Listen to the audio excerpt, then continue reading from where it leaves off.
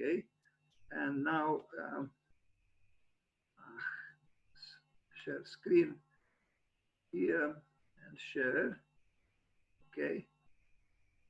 Okay, and now I start the PowerPoint presentation. Slideshow from the beginning. Okay, I thought because I would like somehow to edit these presentations, and I thought of starting with some music just for, you know, to relax ourselves and myself, but I was a little bit timid, you know, I wanted to play Lady Gaga, but then I thought that maybe it's a little bit too, I don't know, frivolous, or I don't know, although I like Lady Gaga. Anyway, Johann Bernhard Fischer von Erlach, the genius of Baroque Austrian architecture. And I truly think he was one of the greatest, not just in the Baroque vein, but plus he also has a side which is leaning towards neoclassicism in a way. So his Baroque is only sometimes obvious. A very interesting architect, and also theoretically interesting. So he was also a sculptor. So he was born 364 years ago on this day, the 20th of July. So Johann Bernhard Fischer von Erlach, as opposed to the other one, Joseph Emanuel Fischer von Erlach was his son, was an Austrian architect, sculptor, and architectural historian whose Baroque architecture profoundly influenced and shaped the tastes of the Habsburgic Empire. His influential book, A Plan of Civil and Historical Architecture from 1721, so it was published 2 years before he died, was one of the first and most popular comparative studies of world architecture. Interesting, because in a way, Kenneth Frampton now is doing also some kind of comparative modern architecture. And he's still active, but he will be 90 years old this year. And hopefully will succeed on his birthday, which will be in November, to invite him for a few minutes at least here to say hello to him and wish him at least other 20 years of life. Anyway. Okay, so this is the gentleman. This is the Baroque, the famous Baroque Austrian architect. He does look Baroque. The wig is the wig, of course, but you know, otherwise he does look like an interesting man, I think. You know, accomplished. The buttons of his vest are open to a certain extent, so this shows some confidence in his, you know. Maybe even his, you know, verticality, or I don't know. He's a man of accomplishments, but he doesn't look like an arrogant man, I think. Anyway, and he's pointing towards something, maybe like a true architect, he's pointing towards some kind of urban planning or some kind of, it has to be architecture, of course. But I couldn't find this. The painting was done in this way, and I'm not very sure what he was pointing towards.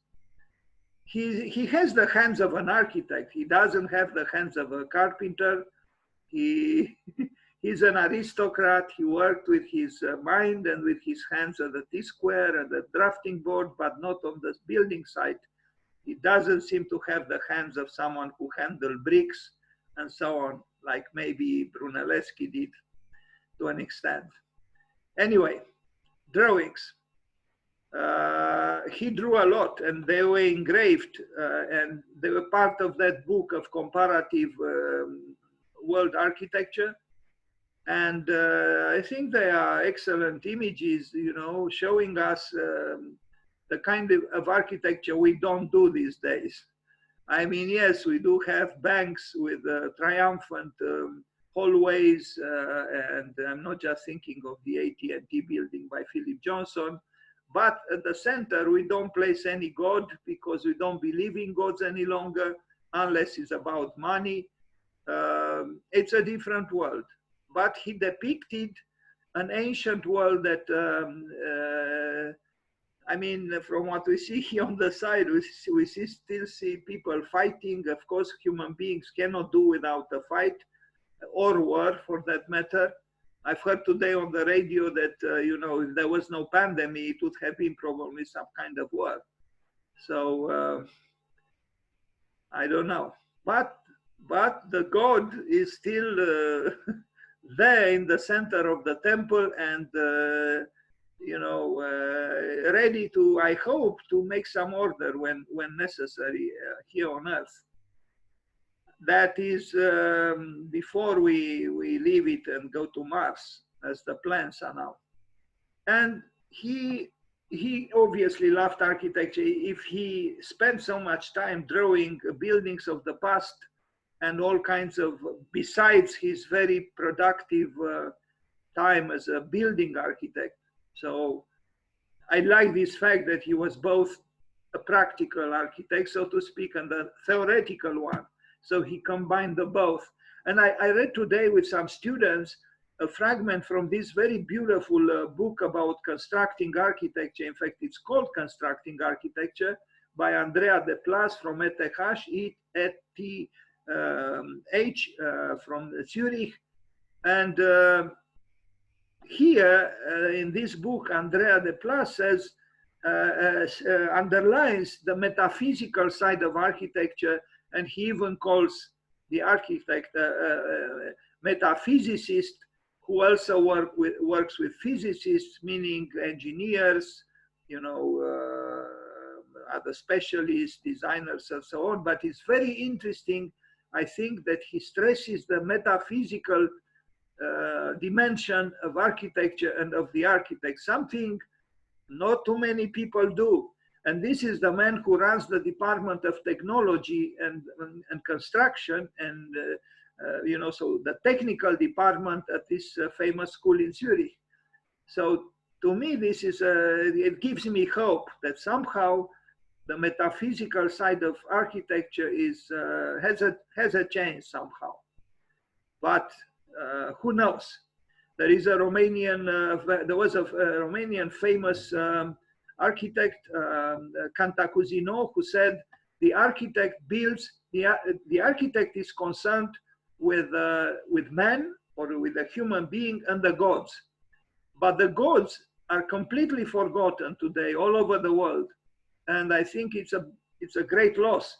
Not for the love of the gods necessarily, but because of the affection we might have for the metaphysical side of architecture, or its contemplative side, or its spiritual side. You could name it in a certain way, in various ways. Anyway, but Fischer von Erlach, I think he, because of his generous understanding of world's architecture, and not just European architecture. This is beautiful about him. I saw engravings with, you know, showing he had exotic interests as well. He went all over the world to, I mean, maybe through imagination, through some other books. I don't know if he traveled, but his interests were very wide. And you can see all kinds of imaginary or built buildings of a very impressive nature. But the fact that he rejected Eurocentrism, I think was a positive thing, especially at that time. No, maybe we in the 21st century are more, you know, because we traveled a lot and it was easier to arrive in many parts of the world. But at that time, to not be Eurocentric in the middle of Europe, maybe it was not so common. This is, of course, a view of the famous Karlskirche in Vienna, which is one of the most impressive buildings in the Austrian capital. Quite a beautiful building, and almost as beautiful as the writing. You see, the writing also is as it has its own flowerings, and yeah, it was a different time, you know, and this was not done with a font from the digital world. This was drawn manually and even incised. either on steel or wood. Anyway, people had time. Strangely, we have less time than they had. You know, although we work only 5 days a week and we have all kinds of conveniences, but strangely, well, it's also true. We have a lot of, you know, diversions, you know, like lectures in the evening at, you know, at 3 p.m. Greenwich time, when a strange man wants to say happy birthday to everybody on this earth in the field of architecture and other you know, deviations from you know, spending the time properly and so-called normally. Anyway, but you can see the sculptor and you see the architect and you see the man who loved art and loved art, or life and art, or art and life.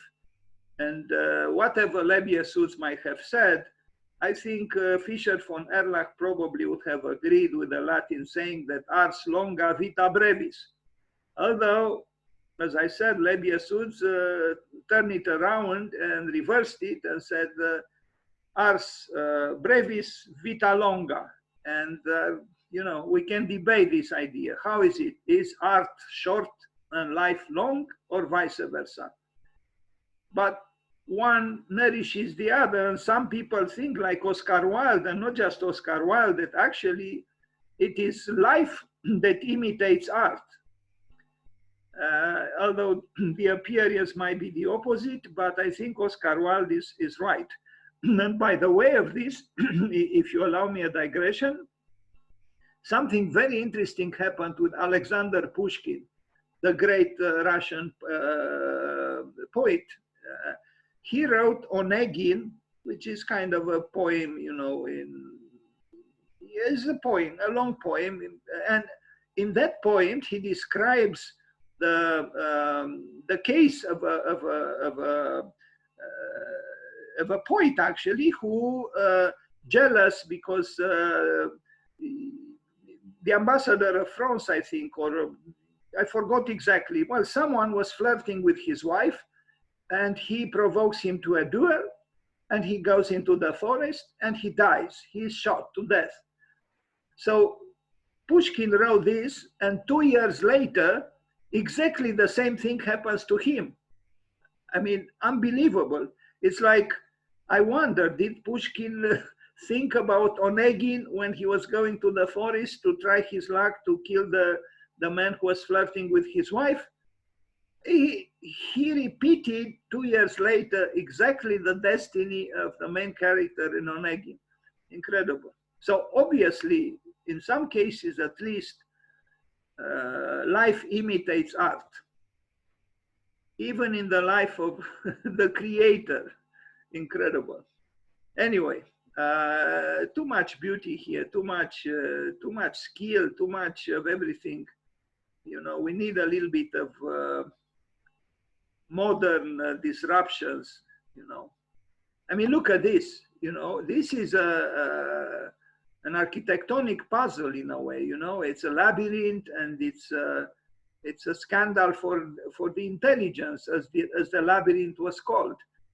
And the labyrinth is coming back to life. I read in this book, Constructing for Architecture, that even pathos is coming back to life, which I never thought would happen, because one contributor to this great book about constructing architecture said pathos is in, but I don't have this feeling actually that pathos is in, but maybe one day it will be, and people will understand that pathos, the way we use the word pathos these days, is not totally correct, or not always correct, because you know, when the word pathetic, for example, is certainly not some positive attribute. It's quite the opposite. You know, you would rather not be qualified as a pathetic person. But pathos comes from passion, and thus from love, and also from a certain kind of suffering, because you, of course, you cannot separate love from suffering, unfortunately. Anyway, like I remember God, Charles Bukowski said, you know, find something to love and then let it kill you. And this is what I'm trying here. You know, I love architecture, and they'll probably one day kill me if I'm not a little bit careful and stop provoking people with cultural spams. They don't need. So yeah, we are in the Orient here, no pagoda and so on. Yeah, he had interesting interests all over the world. So these are pages from his book of comparative world architecture. I don't know how he found time, but he didn't have TV and he didn't have games on the internet and all the rest. Anyway, and these dramatic giants, you know, I don't know, how would the world be if we have ships, you know, passing from underneath some giant being who is threatening humanity for. There was always drama in the world, always troubles, you know. Now we have the pandemic, and other times there was the war in Iraq. You see, nobody talks about the people who died in Iraq. Now there are, I don't know, 500,000 people apparently who died because of the pandemic. But I read that in the war in Iraq, around 1 million people died, and nobody talks about them. You know, people only talk about, you know, the wounded American soldiers and those who died, like 35,000. There were 35,000 deaths, unfortunately, from the American soldiers. But what about the other 900 or so thousands people who died? And very sad that wars do not end. Sculptures. We'll see a sculpture in Prague. In fact, 2 sculptures or 4 sculptures, you know, adorning this doorway. And you see that Fischer von Erlach had a taste for drama, as also Wolf Prix has in his own way, and Günther Domenig, the other architect I will talk about. Yes, I think we need again architects who are also sculptors, who at least try, you know, maybe ideally even to incorporate some sculptures into their buildings, or have the buildings with some sculptural qualities. Maybe that would not be so bad. I think the sculptures are fine, are dramatic, and you feel the weight of of what is above these, you know, these slaves. They remind me of the slaves of Michelangelo, those unfinished works which are magnificent, they're sublime.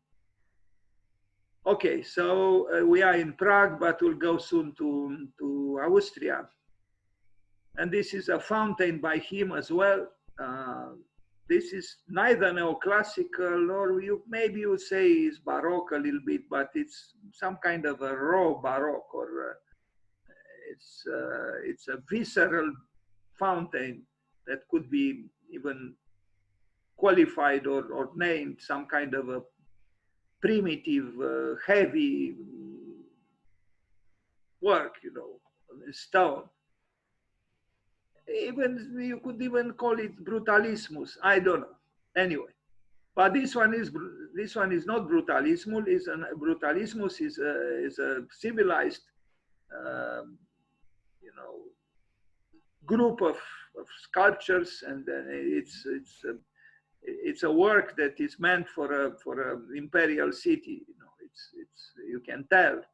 you can tell that there is an emperor here. Nobody would build something like this these days because we don't have emperors. Although some presidents do want to imagine that they are emperors, but they are not. Anyway,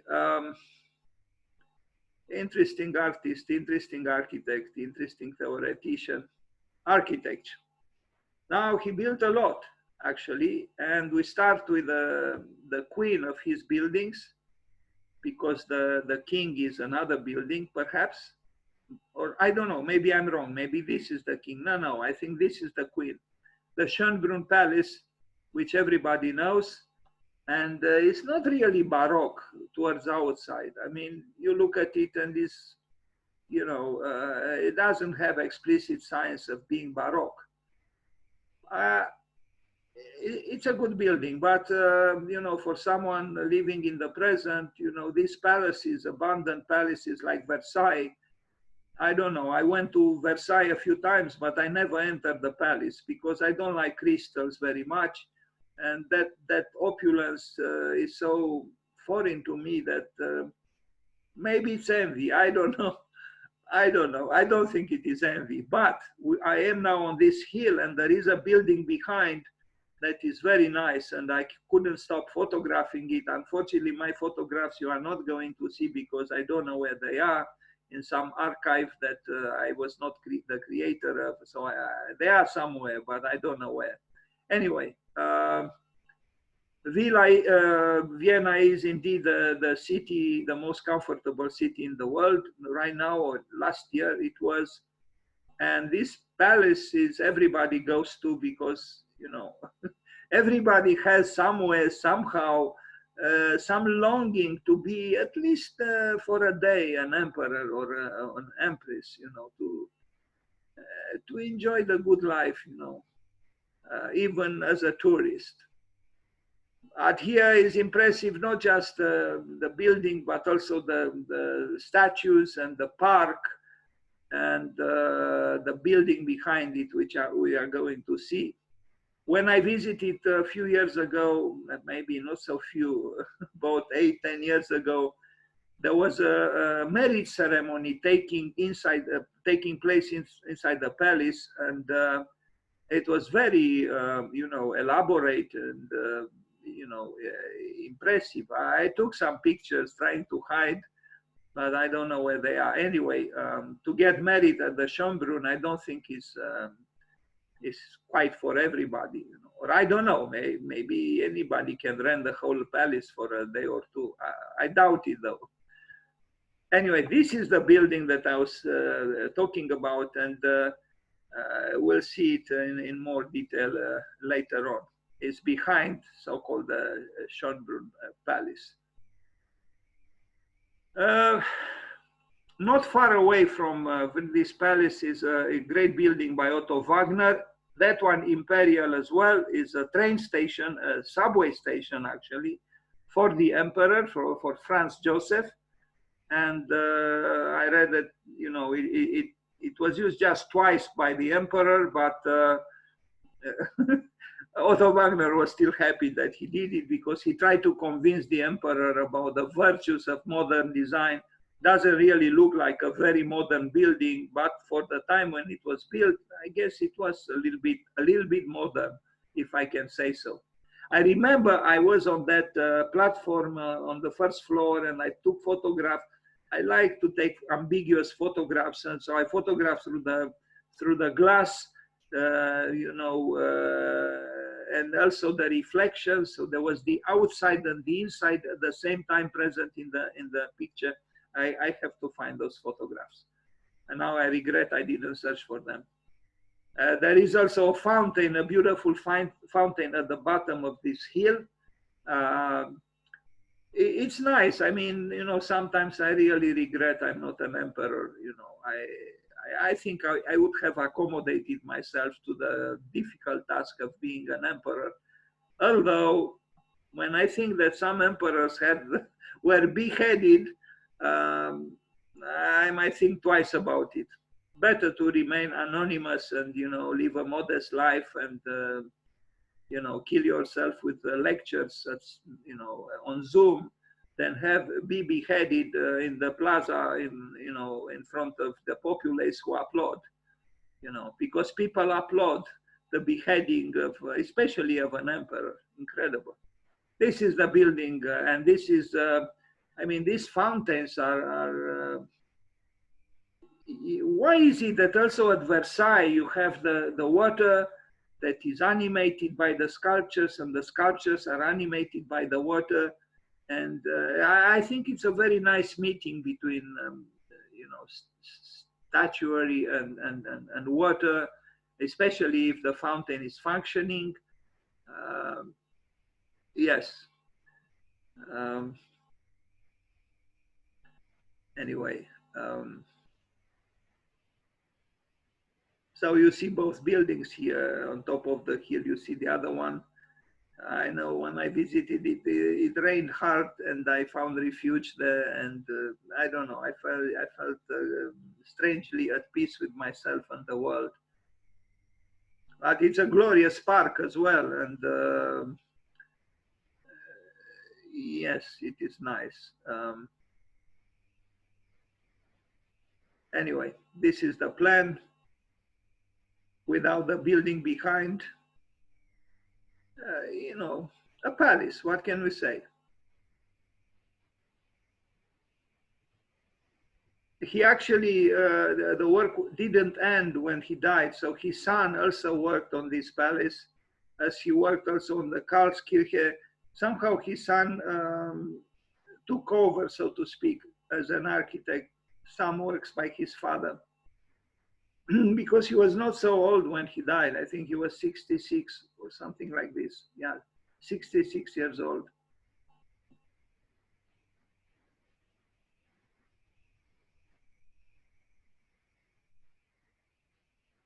I know I had something with that vulture.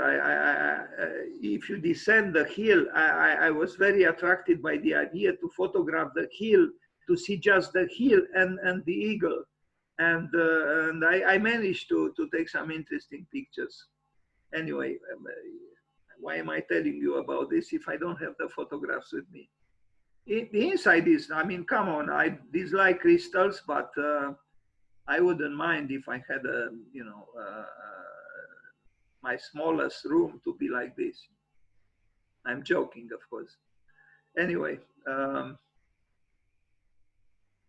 yes, Schönbrunn, one of the most famous touristic destinations in Europe and in the world,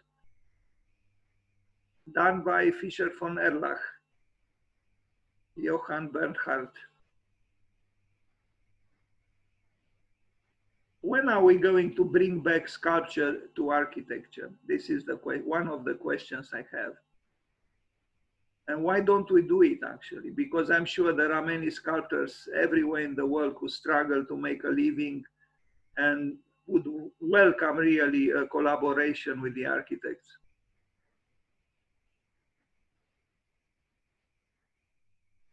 Now, this is not bad, you know, even for a modern, or maybe especially for a modern, you know, it's exquisite work, you know. It's part of the park, but is very convincing. You know, there is glass here, but the craftsmanship of the steel structure and the curvatures, and I really think, I don't think there are too many modern buildings that can easily compete with this building. And not even Sir Norman Foster.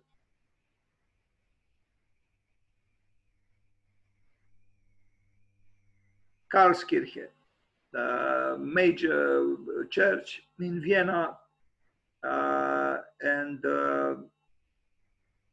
yeah, it is a remarkable building, and I think even the sculpture by Henri Moore on the water in front of it likes it, and the church likes Henri Moore. I like this meeting between modernity and something else over a few centuries. One day I saw in the window of a second-hand bookstore a beautiful engraving with Karlskirche, and I postponed to buy it. And when I finally decided to buy it, it was probably not expensive because I know that store. And when I decided to buy it, I went there and it was gone. I will never forgive myself for postponing because it was very, very nice.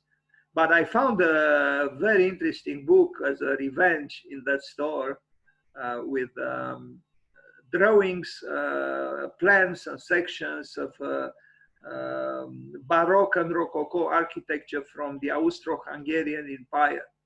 Very nice book. Anyway, I hate books actually because they are too heavy and too big, and I have a tendency to never stop acquiring books. It's a vice. I'm convinced. Now look here. Yes, this is Baroque, and it's maybe even Bernini would have been a little bit envious because it's splendid. I mean, as a Baroque interior, you cannot get much better than this, I think. And the last time we went there, I didn't enter, but the students did, and there was some kind of modern installation. And so I like this when there are no inhibitions and you bring the present into the church and even some kind of modern, events or happenings or installations. Very, very nice. It's still a church, so it was not desacralized by bringing. It was actually a lift, I think, that brought people up. And that lift was, of course, contemporary and modern, but it worked aesthetically fine. Some church figure might say that it was sacrilegious. I don't think so. Although, of course, you cannot arrive with a lift to God, that's for sure. Although some people might think it is possible. Anyway, good work, Mr. Fischer von Erlach. And it is, Vienna is very, very proud of it. You see on the left here the sculpture by Henri Moore, and on the left is the museum of the city of Vienna. And one time I saw there was anyone could have done an artwork. There were some panels where you could have drawn or painted right there for free. I mean, I like this fact, the democratization of art, and in the vicinity of one of its most important monuments. That's good, I think. We need democracy and we need art. We need both. So, Karlskirche by Johann Bernhard Fischer von Erlach, or Fischer von Erlach, the senior. Baroque, but it's not an imbalanced Baroque. It is a vigorous Baroque, but it's kept under control. It's not full of pathos in the sense of being pathetic. No, I like this sense of measure, because in other parts of the world the Baroque could get wild, like in Spain, but it's a different temperament. The people have a different temperament, of course. And water, again, you have sculptures and you have water, half of the job is done. If you have a sculptor with you that you trust and you have some piece of water, or you could bring water in the proximity of the building, you can do almost instantaneously a good arrangement. That's why the Chinese now, around many buildings, they have a lake, a piece of water.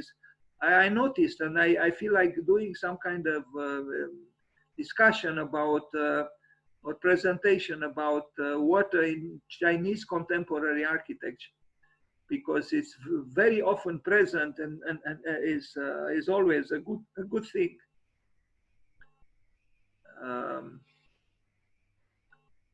Yeah.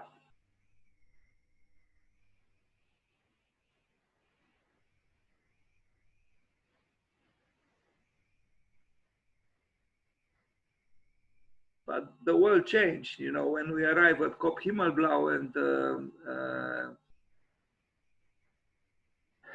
his friend, the other architect, GUNTHER DOMENIG, we understand that we live in a very different world. Now, an incredible library, initially was not a library and was not national, was imperial, but the interior is absolutely amazing. I went several times to Vienna, but I never entered it, to my shame. But it is quite a library. I don't know if it is, I guess you can even read there, but I would rather contemplate the interior, just look at it, I don't know. I mean, this is some kind of a paradise for those who believe in books, in knowledge, in beauty, in sculptures, in vast spaces, in opulence, in everything that makes life you know, well, in a way worth living. I don't know. It's quite a library and quite vast, as you can see. I mean, who would go to those books, you know, on the last shelf there at, I don't know, 10 meters high, or who knows? Although there is a tendency today, as you know, there are, again, libraries in China that are adventurous and kind of in this spirit. They even go with the books on the ceiling, and the ceiling is not always flat, is sometimes spherical. So the books are taking over the building. And I'm thinking actually this must have to do probably unconsciously or consciously or both with the remark that Victor Hugo had, that the book killed the cathedral. So if that happened after Gutenberg, the narrative moved away from the walls of the cathedral onto the books. And now the books themselves are under siege because of the internet. And, you know, there is so much to get on the internet that the books are, you know, in some kind of a crisis. But they are coming back strangely into the building in that dramatic architectonic form where you have books at heights that nobody would go to. So it's as if the book, the narrative of the book, wants to come back to the wall and still as a book for the moment. But maybe I'm just saying, maybe at one moment, at one time, narratives or stories or letters or words come back into the flesh of the wall, like they were, you know, in the past, until the arrival of Gutenberg and his invention, the printing machine. But the relationship between knowledge and building, between knowing and doing, is truly worth contemplating. And you see here both. You see the building and you see the knowledge, or, you know, symbolized by the books. Interesting work. And yes, it is the work for an emperor, you know, who could afford, you know, to build something like this, even today. Great. So let's pray that the pandemic will go away, and then we'll all go to Vienna to see this library and other beauties in that magnificent city. Magnificent, but not arrogant, with a sense of measure. That's why it is called the most comfortable, or one of the most comfortable cities in the world.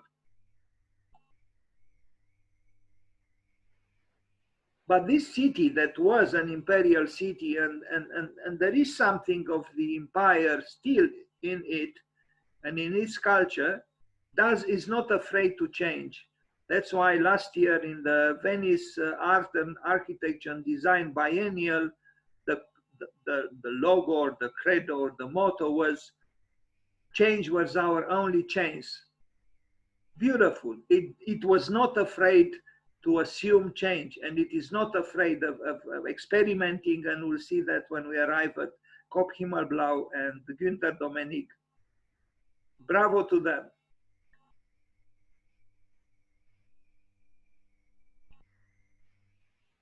Anyway, this library, yes, is hard to find, you know, something negative to say about it, unless you are, you know, malicious.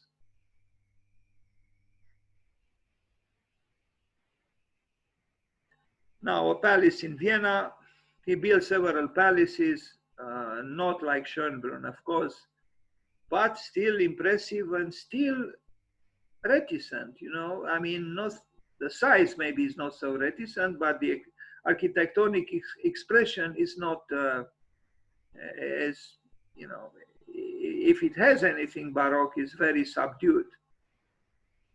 Now the children are very Baroque indeed, but not the building. A nice picture. I like this picture. I mean, that's how children all over the world are. When I lived in the United States, you know, my daughter used to tell me that that's how you know, the children that emerge at the end of the school day from the Catholic schools are, you know, they get wild. They and I understand why, of course, because when you have a restrictive, you know, to an extent program, then when you are out of it, you throw your hat in the air if you have one, and enjoy the afternoon until the next day when you know, the restrictions come back to you. Anyway,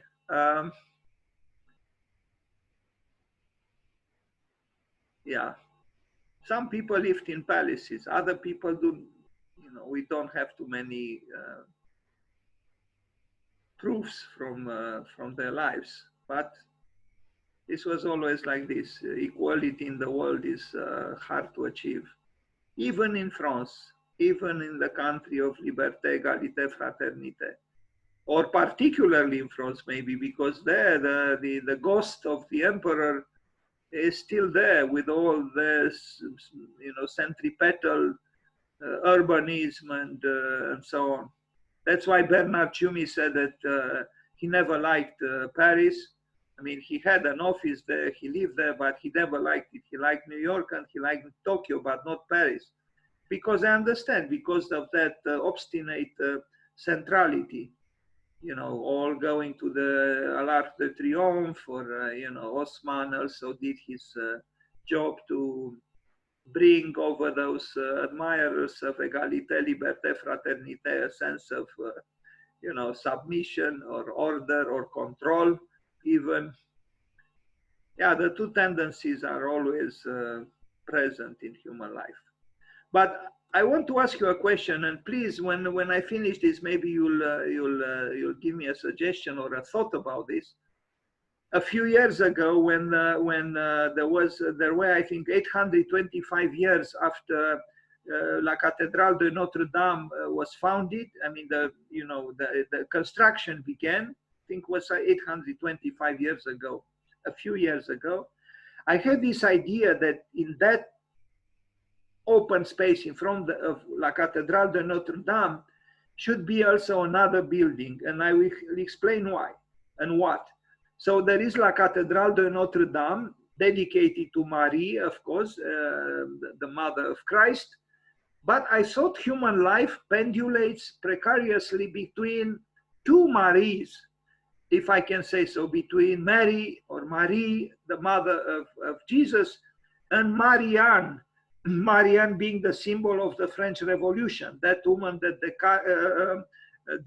Delacroix painted with, her breast bare and carrying the flag and so on. So I thought to honor both the sacred and the profane, both Marie and Marianne, to imagine a structure, a building dedicated to Marianne, facing La Cathédrale de Notre Dame. Two ladies, and strangely, I even wrote a text for a possible exhibition called two houses for two ladies, or two houses for two women. And exactly then, something happened, some kind of coincidence or synchronicity. Two ladies were fighting to become the mayor of Paris. There was no man, two women, and of course a woman won because there were only two women. And I felt it was kind of an interesting coincidence. Anyway, I can send you if you are interested. But the idea to have both the divine justice and to have the social justice that Marianne symbolized and the French Revolution aspired towards, face to face. So you have the sacred and the profane. So you have the center right there, symmetrically in a way situated in relation with point zero, because right there is point zero, the 0 point where all the measuring in Paris starts from. I thought could be some kind of a new beginning for the world and for Europe, and where you have both the sacred and the profane, and both women. Because I do think somehow the 21st century, and I even have a book with that title, that it is the century of women. Yeah, the 21st century, sorry for them, for the gentlemen who are present here, including myself, but I do feel that this is the century of ladies, of women, and we can see it in the architecture university. There are more female students than males, so something is changing. And talking about Otto Wagner, that we talked about him a few days ago, well, Otto Wagner in his office, I saw pictures, there were only males. There was no woman. It was inconceivable. Very rarely you had a woman architect. Very rarely, and she was marginalized, most of the time. But things are changed and will change, continue to change, I think. I even read that the countries run or led by women did better with the pandemic than those led by men. And the example was given with New Zealand, where the prime minister is a lady, and they did very well with the pandemic. Anyway, who knows? Move forward. The Stratmann Palace in Vienna, 1692. Another palace, another drawing, another rebellious horses and carriages and life, life, human beings. Now we have cars, but it's a little more placid now, the ambiance, the environment. What can you do? Everything is under control. The buildings are clean, the streets are safe, and so on. Another building in Lower Austria, another palace. A little bit here, you would say the roofing is kind of a little bit baroque in a way, but and a little bit folkish almost, but it's still a good building. Anyway, I wonder why we don't use today so often oblongs. Oblongs are interesting and very useful. Anyway, sometimes they are used, but not as often as in old architecture. Yeah, you can shut your building off when you go vacationing, and when you are sick and tired of mosquitoes, maybe they will help a little. I don't know. I hate mosquitoes. This is the kitchen. I mean, it's quite a kitchen. And we just read today about, I don't know if I should get into this because it's a complex subject, about masonry.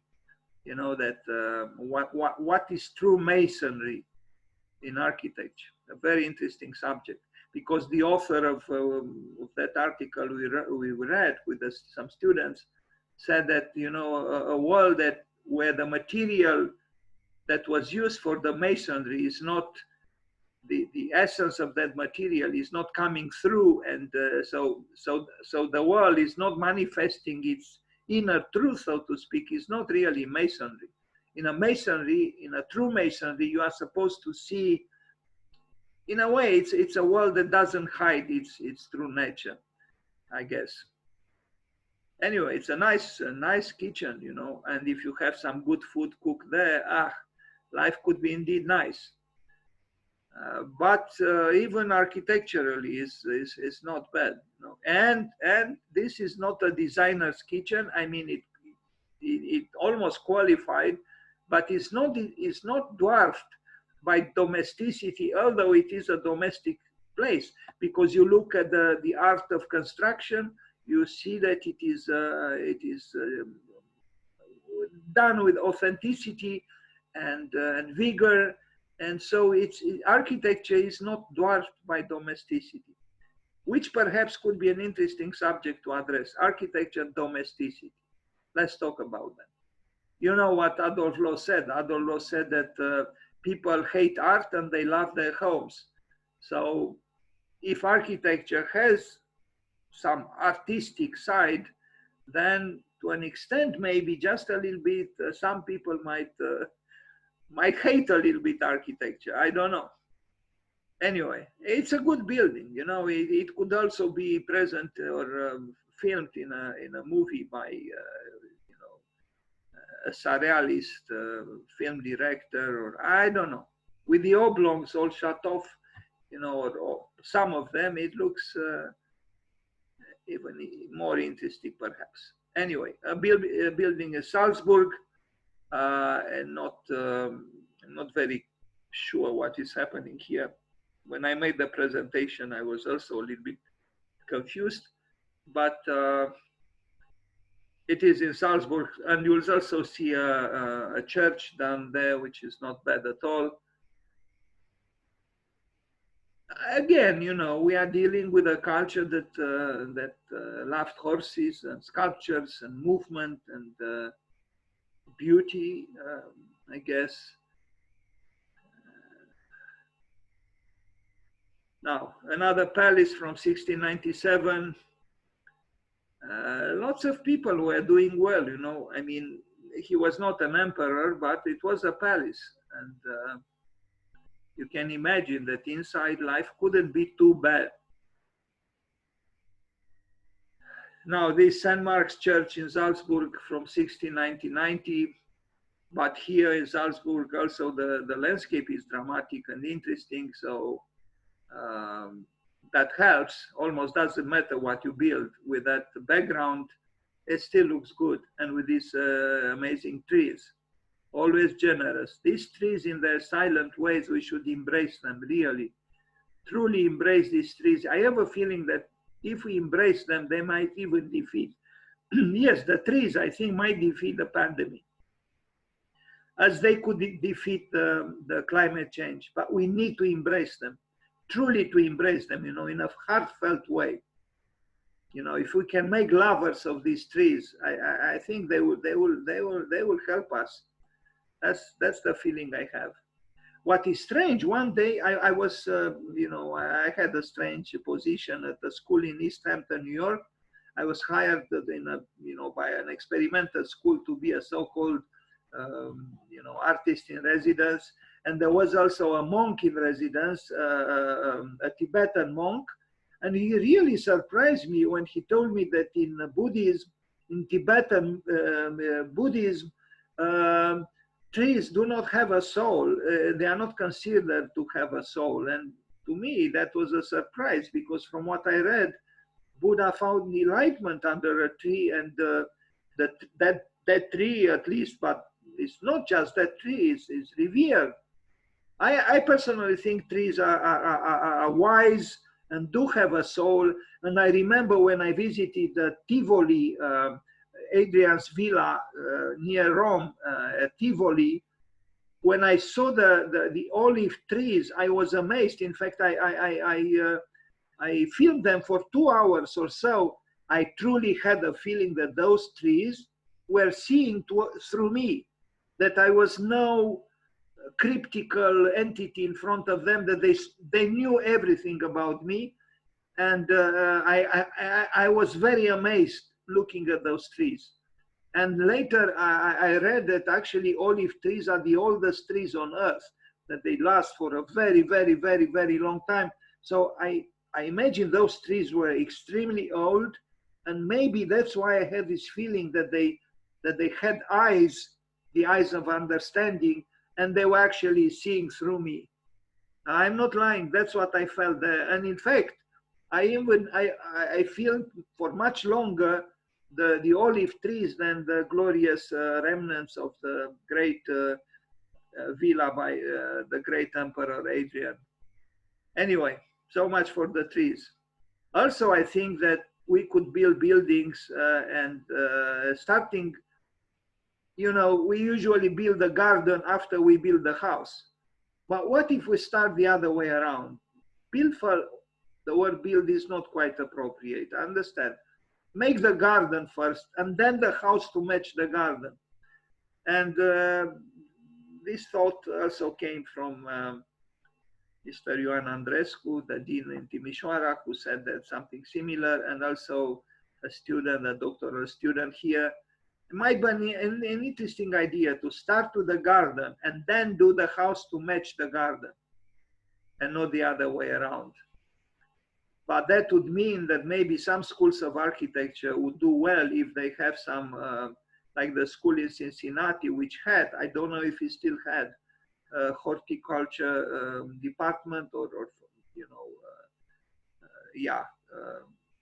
So we need gardeners, I think, in the world, maybe more than, sorry, maybe more than architects at the present, because we need nature, we need trees, we need oxygen. We need to fight the climate change, and how else? Okay. So we are still in Salzburg, and the inside is not too bad either. Maybe even a little better than, for some reason, I adore Palladio, but I think the ecclesiastical architecture of Palladio inside is a little bit, for my taste, a little bit too white and too serene and too, not serene, maybe it's not, I don't know. I think his villas are more harmoniously done. The churches outside are good, but inside they are a little bit, a mystery seems to be missing. And a church which has no mystery at all is as if God was already deciphered and discovered and explained, and that's not what I feel. Anyway, so the church by Fischer von Erlach soon will arrive at his son, who also built an important church in Timișoara.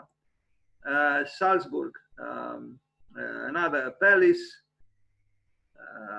You can tell it was by Fischer von Erlach, but I wonder what Fischer von Erlach would have said if he saw the casino, you know, proudly, the sign for the casino proudly displayed there. Anyway, this is what it is. This is the world we live in. I guess some people need to generate some money for some purposes. I don't know. Anyway, we move forward. We saw palaces and we still see palaces. Now the Holy Trinity Church again in Salzburg, a church that is itself not an insignificant one. And the trees, of course, as I said, the trees will save us. I'm absolutely sure. They will save our soul. They will save our pollution problem. They will save many things. We just need to embrace them and love them because they are magnificent. And look at them. You know, those who do not believe in ornaments should just look at this picture. What are these flowerings of the trees? They are the ornaments of nature, of the trees. That's what they are. And if we are just concerned with structure, we'll just have bare trees. And then they are not as joyous as these. I am sorry. So ornaments, I think, should be given a chance again. Anyway, too much beauty, too much glory. Now another church also in Salzburg. How many churches this gentleman built in Salzburg? I thought there were just two, but I see now that he built more. Anyway, they're all good. And the city, I'm sure, enjoys them. Even in the winter.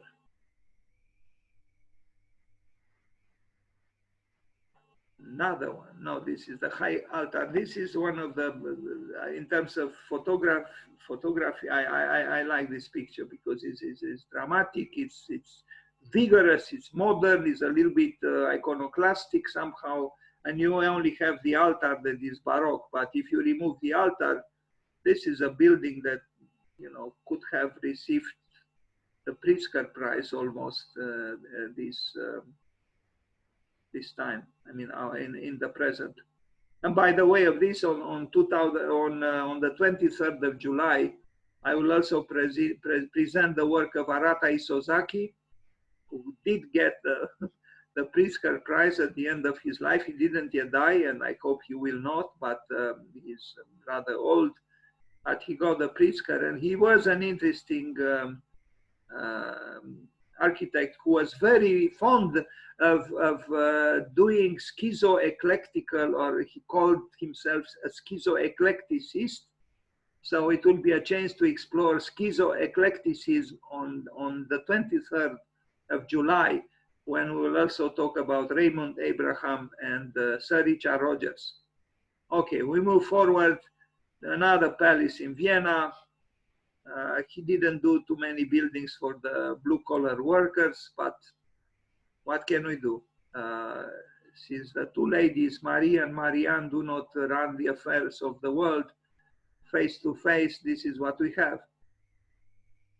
I wonder what they felt, the proletarians, the peasants, the, you know, the people who, I wonder what they felt in the shadow of the palaces, or they were not allowed maybe to be even in the shadow of the palaces. I don't know. Anyway, and political governmental building, too bad it is in pink. I don't know if that pink was brought to the building by Fischer von Erlach or by someone in the present. I don't know, but Vienna is a great city and I miss it. To bike in Vienna is true, really very, very pleasant. Too bad there are some hills, but what can you do? Another palace, a little different than the previous ones.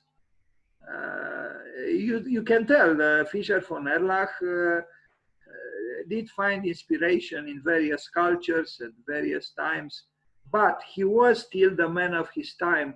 And I think the secessionists admire him, and I think he would have agreed with the secessionists who, as you know, they inscribed on their building in Vienna, the secession building, to each time its art and to art its freedom. And this we should also whisper to ourselves, and maybe more than just whisper, because we do need an art that is free, and we do need an art that is our time. Stolberg, another, I don't know exactly which part he did here, but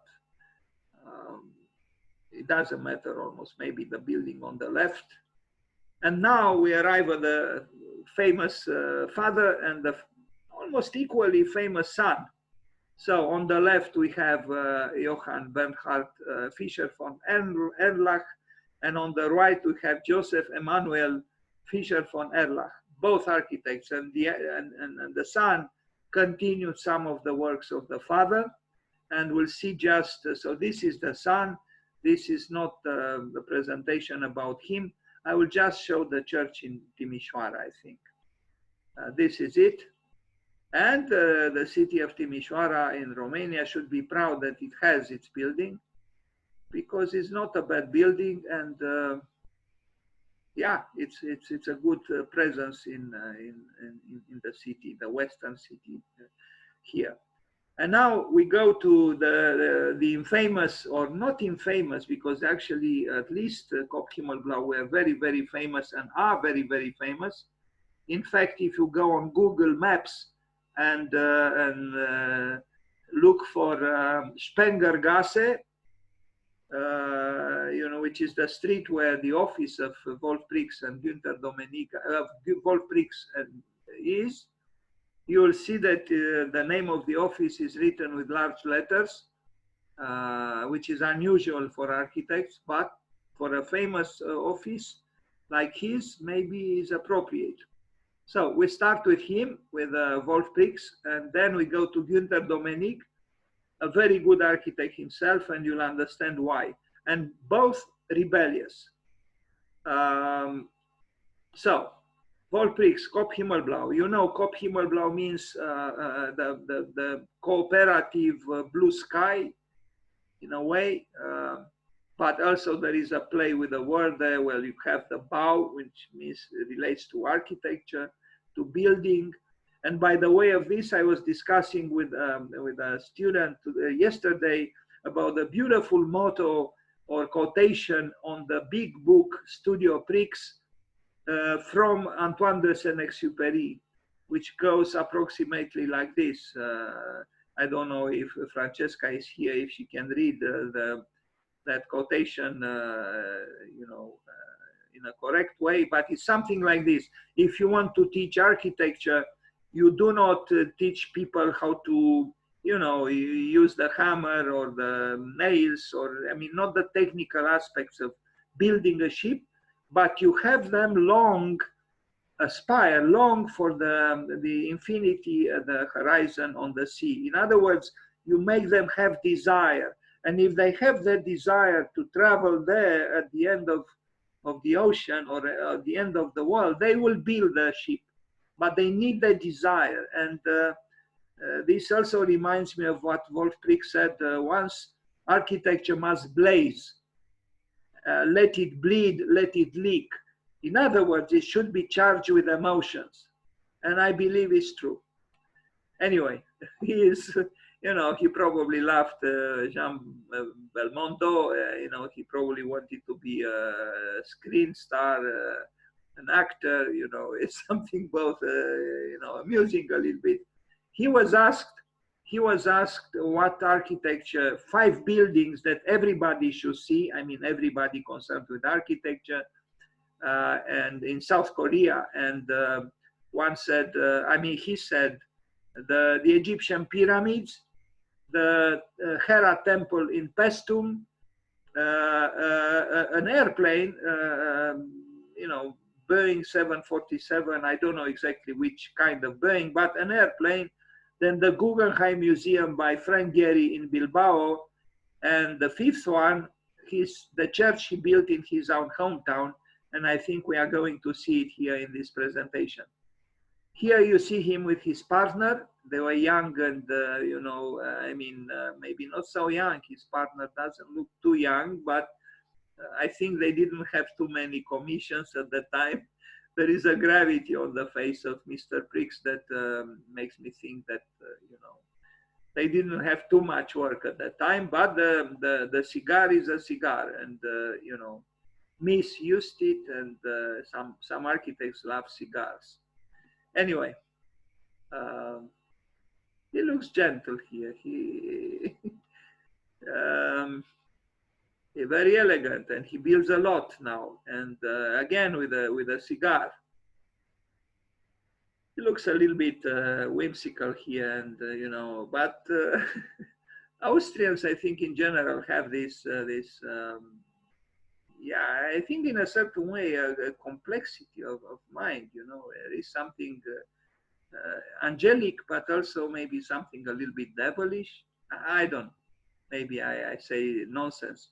Wolfprix and Helmut Schwijinski, I don't know if I read well his name, you saw him before, but they don't work any longer together because Helmut wanted to build only small buildings, and Wolf said, well, wait a minute, Helmut, I wouldn't mind building the headquarters of the European Central Bank or the headquarters of BMW.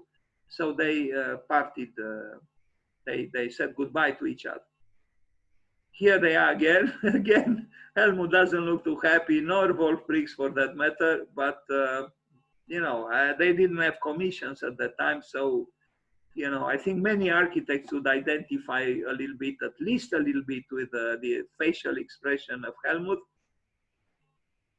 But Wolfprix doesn't look too happy either. Yeah, you know, it's hard. But when you begin to have to be flooded with commissions from China and some big commissions, you know, you begin to smile. Now, the one who laughs on the left is not Wolfprix, of course. Wolfprix is on the right. The one on the left is Lebesgue, whom I knew personally, and I even had a friendship relationship with him. And he died in 2012. A very vital man and an incredible, at least his drawings are absolutely out of this world. You know, I don't know of anyone in architecture who drew like Dürer, but he did. So, and in fact, when we paid homage to Lebesgue on the 31st of May, Wolfprix attended. He didn't say too much and he didn't spend too much time with us, but he was there. And he said that Lebesgue was larger than life. They were friends. Okay, move forward. Here he is so young and melancholy. Yes, melancholy, because when you don't have clients knocking at your door, you know, you are melancholy. What can you do about it? But he found a way, you see, is a different man almost, you know, a little bit. Although I'm sure he suffered too, like everybody else. Life is tough. In fact, he suffered even not too long ago when he broke his leg. He said, I always loved high-speed cars. And one friend told me, well, Wolf, you always were in the avant-garde, in the front line. There is no time for cars now. You know, you are supposed to use a bicycle. and not pollute the air with your Porsche. So he sold his Porsche, and the first thing he did with the bicycle was to fall. He fell and broke his leg. And then he said that, well, I had to spend the money I got for the Porsche on the doctors to repair my knee and my leg. On the pictures on the wall, you see on the left the big spider by Louis Bourgeois. And we talked today with the students about the spider, you know, as a symbol of the weaving, you know, weaving. And that's what spiders do. And Louis Bourgeois was a very astute French artist who brought the spider into the attention of our time. And she even planted one of her huge urban spiders in front of the Guggenheim Museum in Bilbao. Anyway, so here is the gentle side of Mr. Prix. Maybe he drank a beer. Here is the leader, you know, yes, the successful architect who handles himself, carries himself very well. Anyway, this is a sculpture he did, and yeah, he started, or they started, they had, in fact, I saw some drawings done by both of them, Wolf and Helmut, at the Orleans near Paris.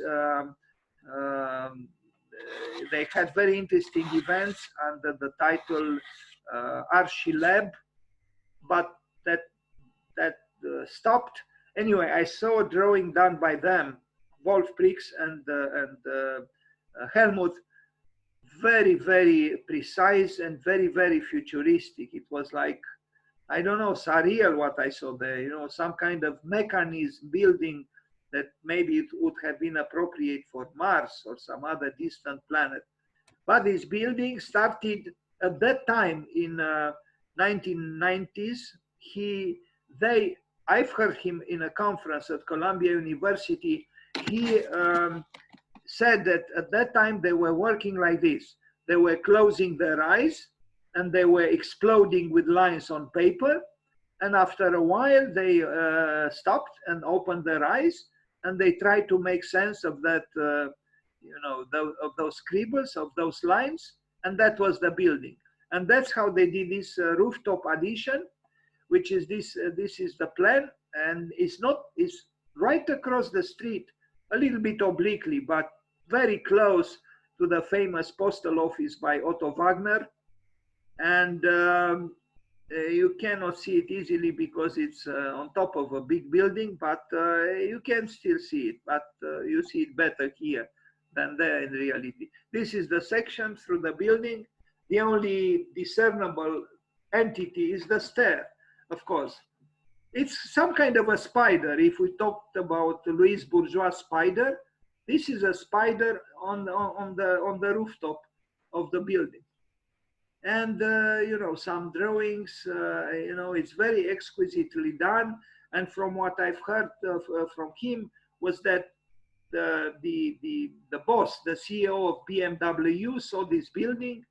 And after being impressed by this building said, you know, you will build the headquarters for BMW. Can you imagine building the headquarters for BMW? That is the springboard to success and riches and Porsches, and then a chance to pollute the air. And then when you sell the Porsche, you break your leg. As we already learned, the only funnily explained or realistic representation on this plane are the toilets. You see them on the right, and then a little bit, you know, it's like, it's back to reality just there. Otherwise, it's the drama of scribbling with your eyes closed. Okay, and this is the building. Now, I don't know exactly how someone took this picture, because that someone probably, well, maybe in the building across the street, you know, and or in a balloon or something. Anyway, so that's how they started. And this building, in fact, it was considered, I've heard him saying, the first built deconstructivist work. And this was the passport to New York City. to the Museum of Modern Art, where they were part of the 7 deconstructivists who changed the world in a way. And they continue to change it. So it wasn't just a fashion, because all 7 of them, well, Zaha died, but she's still, challenging the world through her office, which continues. So it wasn't just a fashion. Or if it was, it was and it is a long-lived fashion. But fashion is supposed to end after 6 months, as Oscar Wilde said. Fashion is something so ugly that we need to change it every 6 months. Well, the first deconstructivist exhibition took place, I think, in 1992, almost 30 years ago. And the architects are still with us and building a lot, actually. The only, well, besides the toilets, is this conference room, another room, the table and the chairs. They are comfortably non-deconstructivist.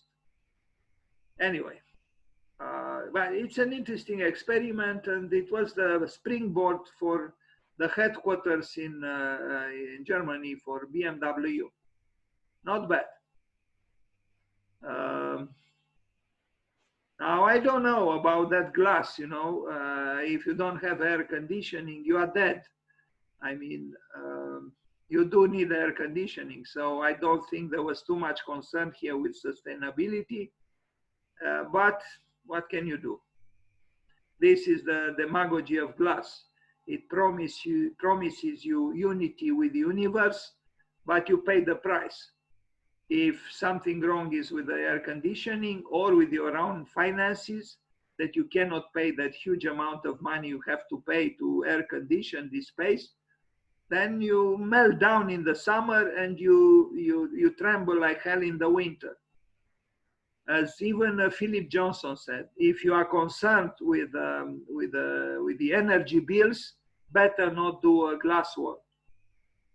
Well, here is not just the wall, but also the roof. Anyway, this is a nice sketch, but I'm not sure is this by him or by Helmut. I can't see unless one of you has better eyes. But I like the drawing. It's lyrical and a little bit expressionistic. It's a more gentle scribbling somehow. Anyway, apartment and office, the building, this is interesting, and I went several times with the students there. They didn't give it a very high grade. I asked them, what grade would you give these buildings? This is a building in the corner. Maybe I shouldn't go. This is not structure. It's just a mask, to bring some drama to the building, an urban drama. There are actually 3 buildings, but this one is, the most dramatic, and it's not. It's just a mask. It's a veil in a way, if we can call it so inappropriately. It's kind of not aggressive, but not structural. I mean, structuralist either. Whatever we could call it in a certain way, but you can tell at the top that this is not structure. It's just a facade, a sculptural facade, but it works. I mean, it is interesting, and compared to the building on the left, it's dramatic, it's vigorous. They also have, this is an auditorium. This is in the back of the building, and I took pictures with the students. I asked them to sit.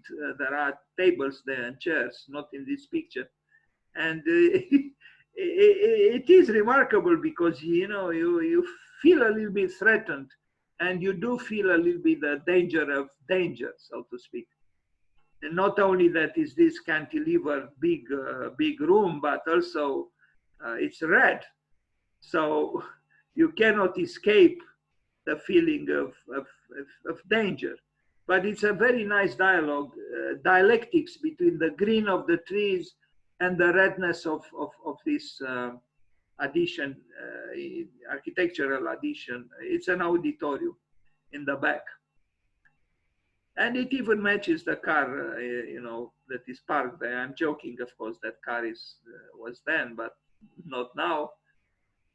But you see again an architect who likes to play and is you know, provocateur, and I think we need such architectures, but because they take us out of boredom. You see in the section, you know, it's not a joke here. It's the cantilevered part is dramatic. Now you see another complex, housing complex in Vienna, also done by COOP HIMMELB. This one, to my shame, I didn't visit, and I think it's not too far away from the dorm where we were housed. The diagonals, of course, are present here as well, because diagonals bring dynamism and a little bit of drama, and sometimes not really just a little bit. So you can tell, you know, that this is a work animated by some of that energy of the deconstructivists, at least to an extent. But these are not buildings for the rich. I think they are, you know, for people with moderate income or maybe even low income. But it shows that you can do architecture even for, and we have seen also great housing complexes that were not meant for the, you know, for the rich. In fact, they were social housings, but very interesting and colorful and complex. So it can be done. This is another apartment building by them, also, you know, sculptural and dynamic, at least in this corner. It's not everywhere like this. It's a long curved building, but it's interesting here. It's engaging, as these columns are, you know. So a little bit of instability, and maybe more than a little bit of instability, is doing some good to architecture, because it brings in that you know, partial, at least,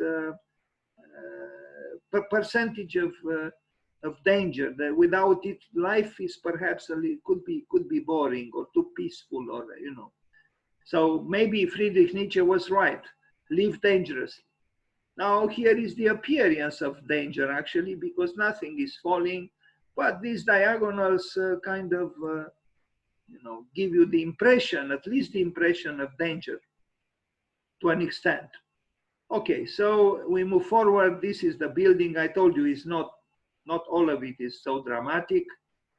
In fact, the curves are almost gentle. The sweet side or the soft side of Mr. Prix. Yeah, we move forward, and yeah, the building is at its most interesting on this side, I think. Now, apartment towers in Wienerberg city. Here again, the prisms, the apartment buildings themselves are not, you know, maybe out of this world, but because of these connections between the various prisms, becomes the whole complex something else. And you see these penetrations, these conflictual elements of architecture that bring, yeah, I think you cannot talk about COOP HIMMELB without talking about conflict. And conflict means life. And Heraclitus, of course, not knowing about the horrors of the war in Iraq and other horrible wars, not to mention those of the Second World War and others, he thought that war is actually almost beneficial, but I think his conception of war was different. Anyway, yeah, conflict could create a dynamic that maybe is positive for architecture as well.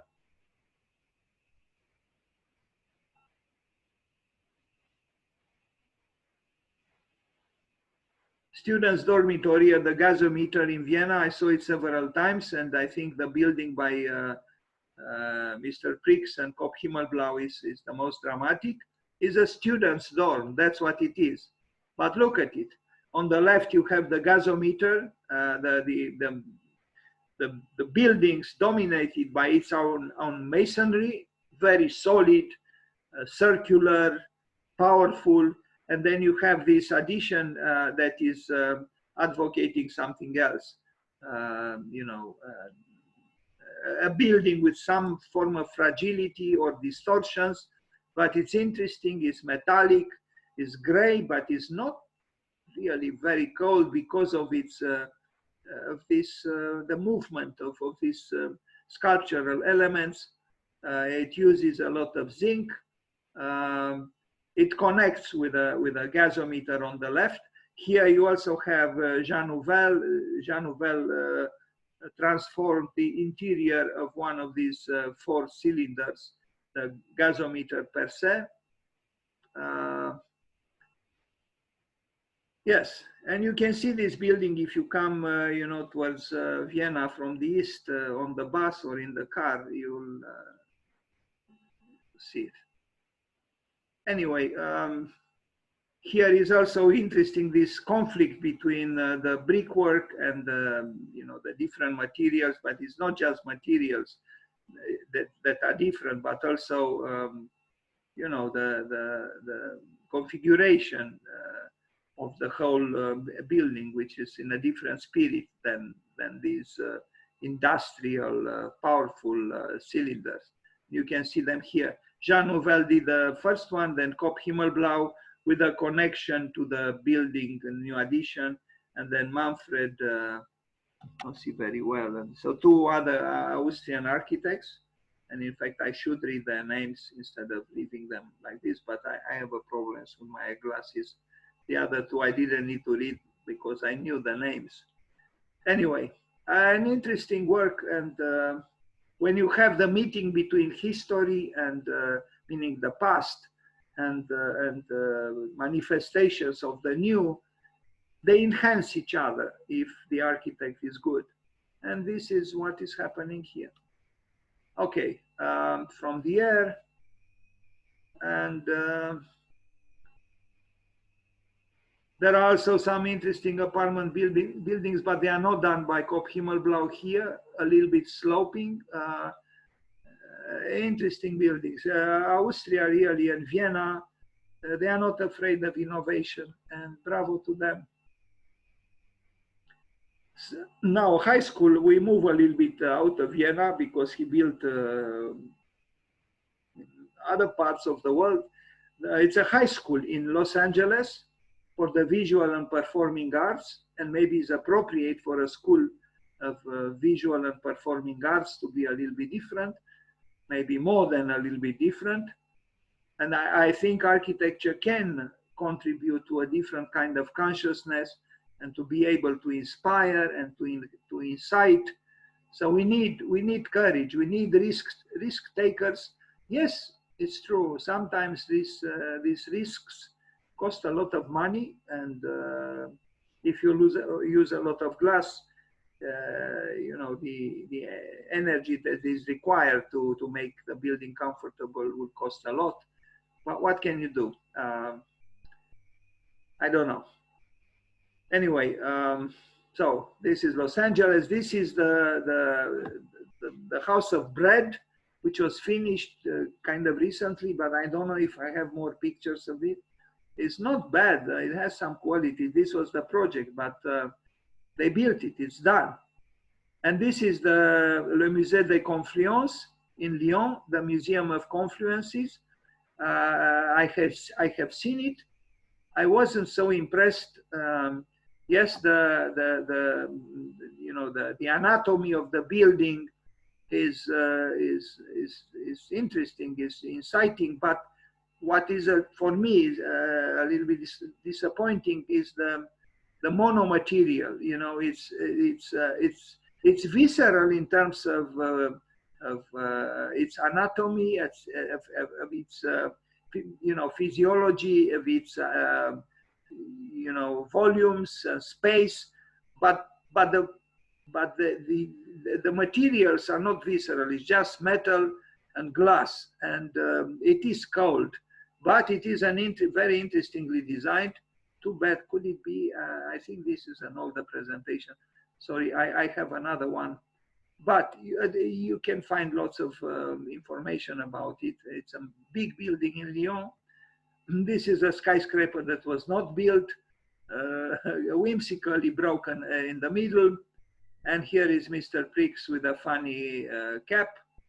And he gives a lot of lectures. Maybe now the one on the right, maybe is in his office, maybe. So we saw this one, the first work.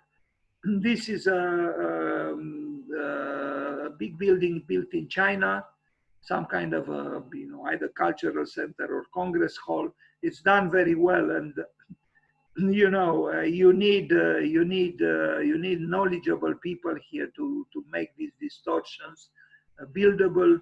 You need scripting, you need programming, you need people who know softwares very, very well.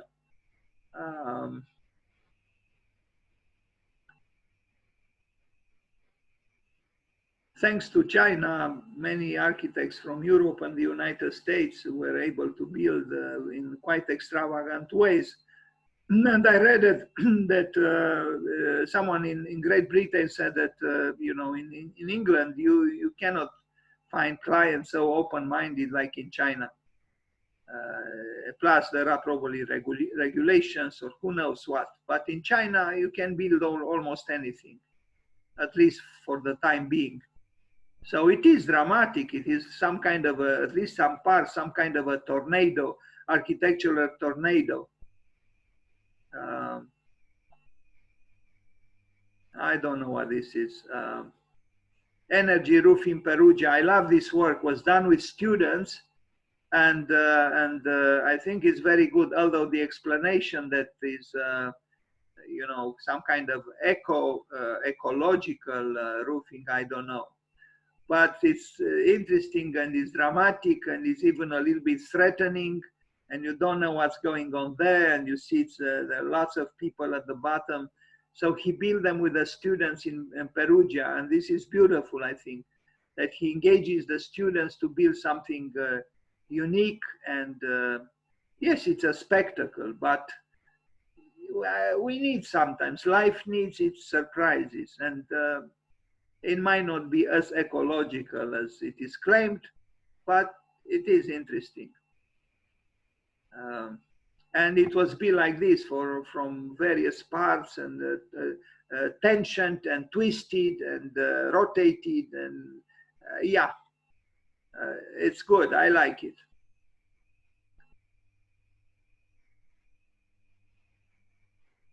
The European Central Bank, he called it, or some people call it, the Cathedral of Money. Some people even objected that what was he doing here, working for the bank. He was supposed to be a revolutionary. But sometimes, the revolutionary makes a pact with the devil. So distorted, and so there are two twisted prisms, one and its reflection, its mirror reflection. And this is the building, the Cathedral of Money. It doesn't look so spectacular, but apparently it's very complex inside, and the structure is complex. And yeah, can you imagine building the headquarters of the European Central Bank? Yeah, you can vent certain thoughts about the meeting between art and money. You can be frustrated and frustrating. You can criticize, but he built it, and I think his decision to accommodate even some negotiation with banks and big money and so on. Maybe, I don't know. I hope I'm not becoming too accommodating here. But if the building is good, and if the inside is so complex as he said it is, I still have a problem with but maybe that would not have been easy to use various materials. Maybe it would have been too complicated. Although Mr. Prix is against simplicity, and strangely he has great admiration for Brancusi, for Brancusi. In fact, he considers that he was the best artist of the 20th century, but maybe he doesn't know, or he ignores that Brancusi was striving struggling towards simplicity. And he even, you know, he has some famous words about the value of what is simple, while Wolf Prix advocates complexity and is against simplicity. Anyway, I might be though. I mean, maybe the building is not so banal as it might appear at first. Maybe those rotating prisms and twisted with a space in between might offer some drama there. Anyway, it is a bank. Let's not have too many illusions about it, and it's the headquarters of a bank. Anyway, this we saw. This was a lecture at the Taliesin School of Architecture by Frank Lloyd, I mean, the one founded by Frank Lloyd Wright, but he was invited here by probably by Aaron Betsky, whom we interviewed once on Skype for 1 hour and a half. This is a project in Spain, but it was not built as far as I know. He built a lot, and bravo to him and to them.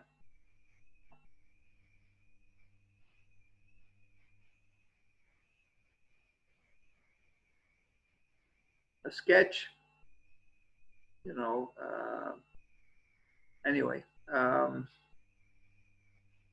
we saw this. So this was not built. This is his signature. From what I know, he once exhibited his work and his partner's work at the Storefront for Art and Architecture. And if I understood correctly, or if I remember correctly, they only exhibited their signatures, nothing else. This is a villa. I think in terms of domestic architecture, this work is not so remarkable as the large public buildings. For my taste, and I have subjective, it's a little bit cold and even a little bit predictable, but why not? Maybe when you visit it, or if you live there, the impression is different. And here you have the 7 deconstructivists who changed the world from 1992 onwards. On the left, Bernard Tschumi, then Helmut, the partner of Wolf Prix, elegantly dressed in a suit behind Wolf Prix. In the front, the teenager appears to be teenager, is Daniel Lipskin. In the back, a little bit less optimistically looking, is Rem Koolhaas. Then, of course, the dame Zaha Hadid. And on the right is the curator of the exhibition, Mark Wigley, the theoretician who brought them together actually with Philip Johnson, who had to be there, of course. And he ran the Columbia School of Architecture for many years, 10, 15 years. Anyway, he even had some kind of manifesto, Mark Wigley, towards turbulence. So if you can imagine the dean of a school of architecture like Columbia, a big important school, writing an invitation to turbulence, he did. But that manifesto, which was on the web for a number of years, now disappeared. So maybe he changed his mind. Anyway, you see, deconstructivist architecture, that's how the exhibition was. You see in the back, on the back wall, some artworks by Malevich, the great constructivist artist. And at least Zaha expressed great admiration for Malevich, but she was probably not the only one. So the constructivists from the beginning of the 20th century inspired the deconstructivists from the end of the 20th century. Interesting. Now the Martin Luther Church, which I mentioned, that was built by COOP HIMMELB in the little town where Mr. Prix was born. And I think this Baroque roofing was designed or drawn at least by a Romanian, that is Daniel Bojenaru. This is my feeling. I think he worked, yes, on that, and he's very good at scripting, programming, softwares, and so on. This was built in a factory and brought to the building site. You see on the right the old church, and this is the new church built by Wolf Prix and COOP HIMMELB. in his own hometown. And it might not look to some people like true church, but he was very proud of it. As I said, he included it in the short list of 5 buildings to be a must, to be seen by students of architecture and architects. The section, and you might see a certain kind of influence of Brâncuș, maybe, but there is still a big difference. Anyway, yes, that architectural tornado has its meaning, so to speak, and this is what it is. This is how it was built. And he said, almost jokingly or whimsically, that only by accident there are 3 holes there. But he said that only accidentally is about some kind of a triad or trinity. Well, maybe, but it works. I guess it works. And it's exquisitely built, really. Even the bird is kind of attracted towards it, or I don't know what is happening. I don't know about the bell tower, but why not? And yeah, he takes risks. Good for him. It's luminous. I don't know. Why not? Sure, a church for the 21st century, and you see how contextual it is. I mean, it's really, you know, it's a new work that, you know, try to find its place in the midst of many older buildings and so on. Okay, move forward, because we still have to see the work of GUNTHER DOMENIG, who died also about 8 years ago. So the tornado of religion, or the tornado of God, symbolized by that roof built by COOP HIMMELB. And the shadow is interesting, of course. The shadows are often interesting. I guess I'm a little bit confused here. Yeah, I have reasons to be confused, because strangely, it seems you enter the building from the east, unless the north is, north, let me see, west. It's, if there is a sign, because usually in a church you enter on at west and you move to the altar, which is at east. But if that sign is correct, then the north is to the right. So you enter from the north and you move kind to the south. So anyway, he didn't respect the dogma. House of Music. This one, it's in the Netherlands, I think. Yeah, in the Netherlands, and it's not bad. I think it's a good building, and maybe one day we should visit it. I don't know exactly in what city in the Netherlands, but look at those windows, and so the windows also have a ludic way of asserting themselves, and people go to this building, obviously in large numbers, maybe not for the building, but because of the musical concerts. I don't know, but it's not a bad building. And I kind of like that, I don't know, artwork or whatever it is there. And the water always is nice, is always nice. And the sky as well, and the human drama underneath or in between, you know, we have to accept it and, you know, give it an artistic form. This is the plan. You know, doesn't look so dramatic in the plan, but it's not a bad building.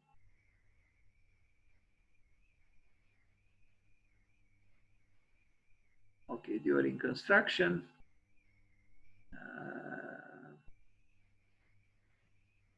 Now, this is an early work in Ohio, an art museum, also with Mr. Prix is also concerned with flying. He wants to fly. He wants to move towards a non-gravitational architecture. And he said architecture has 4 legs. A few people moved 1 leg away, so there were just 3 legs. We, meaning himself and Helmut or COOP HIMMELB, we want to have architecture on two legs, so neither three nor four. Well, here is a gentleman trying to fight off gravity, which is not an easy thing to do. And I'm not even sure it is advisable, although the aspiration towards flight Brinkush had too, but as a spiritual flight, not as a per se flight or literal flight. Anyway, this excessive metal is a little bit excessive. The house of bread, which you saw, this was the sketch, and this is the rendering, but it was built. You can find the building. It was built just like this. It has a problem, though. I think there is a skyline at the top, that skylight that to my taste is a little bit problematic, but it's otherwise a good building and it's built very well. And it was an interesting idea. You see, it's a flat skylight, and that somehow, to my taste, doesn't work perfectly with it, with the shape of the museum per se. But I didn't see there, so maybe I could be even wrong. But that was the feeling I have. And in the section, I have the same impression. Anyway, it was built. At the time when I prepared this presentation, it was not built, but now it is. You see during construction here. And again, this is the master of the game. Elegant as ever. Well, I wouldn't play games with Mr. Pricks, to be honest with you. You know, I'm a little bit hesitant to be too, but you know, maybe he was just in a certain mode or mood, as we could all be.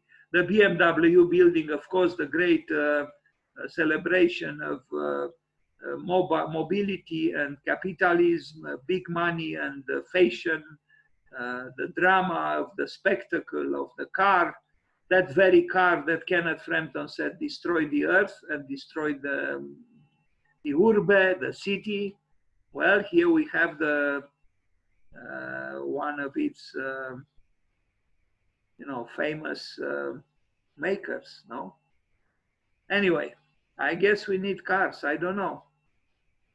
But when we turn to bicycles, we break our legs if we are not accustomed to them any longer.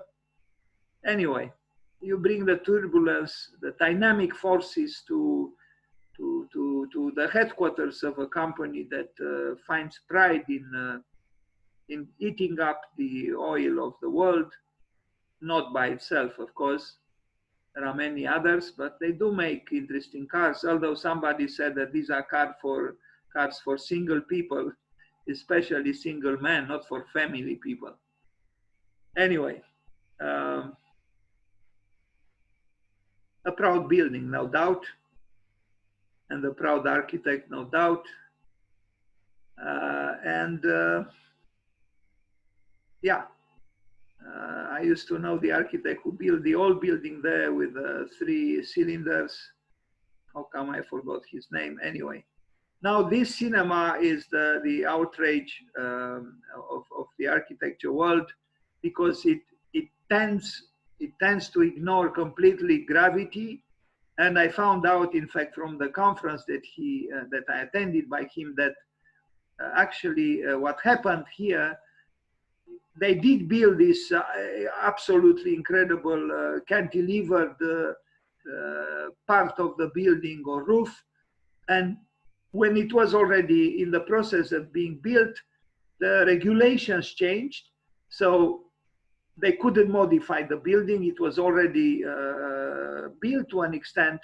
So they had to accommodate the new regulations. And I only hope I have here because I found out about this after I made this presentation. Let me see if I have, but I think I can explain here in this section or the drawing what solution they arrived at. They hid a telescopic. Let me show with a mouse. A telescopic column here, which in case the earthquake went beyond the limit that the building was capable of accommodating, would emerge automatically from the earth and support the building here in the corner, in the most extreme point of this huge cantilever. And, you know, made me smile a little bit, because you see, we want to fight off gravity, but the truth is gravity is not something really to play games with. And, you know, in as much as we want, it's almost as if someone has wings, but also needs a cane, which emerges automatically from the earth when the winged one is a little bit out of balance. Like the big albatross by Charles Baudelaire, which can fly but cannot walk. Okay, but the building is impressive. You wonder a little bit about this impressiveness, because you can see, so that column that I was talking about was supposed to here to emerge from the earth and support in case the earthquake went beyond a certain limit. You see it here. It is unbelievable. I mean, if you know, you are here, I mean, you almost have the feeling that this thing is flying, and it's massive. But in essence, it's just a roof. Nothing happens there, no function. But you see the scale; it's huge, and yeah, you see people looking up, and I guess you are not indifferent when you are in this large open space with this you know, huge building above you, almost flying. I mean, you look, there is a cinema there underneath, and is only occupying a part of the ground.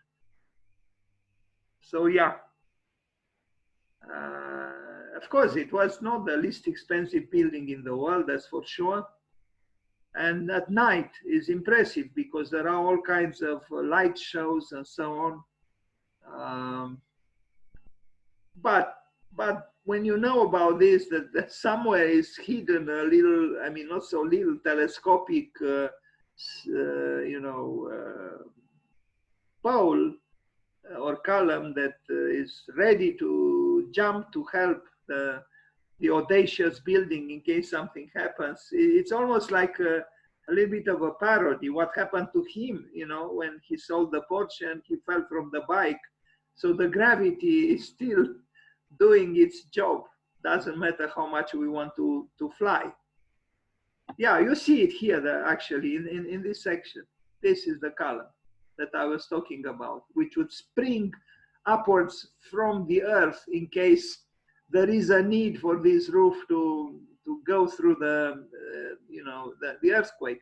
And you also see it here, you know, the telescopic column, which would emerge automatically in case the earthquake becomes unbearable or unmanageable.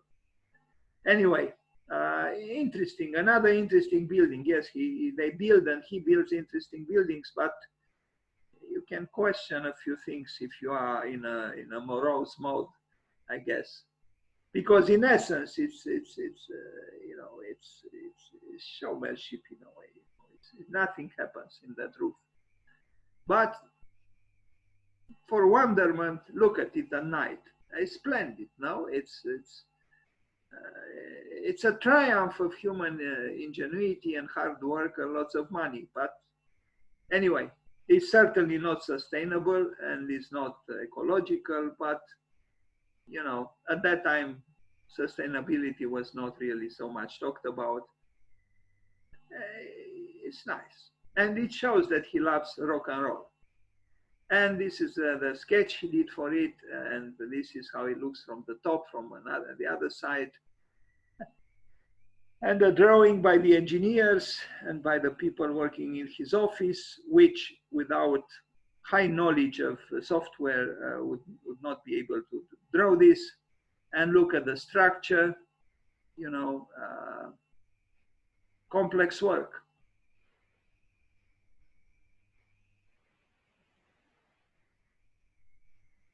Now, this is an earlier work. He built a lot. This one I saw in Dresden when deconstructivism was fresh, so to speak, and that's it. No, what's going on here?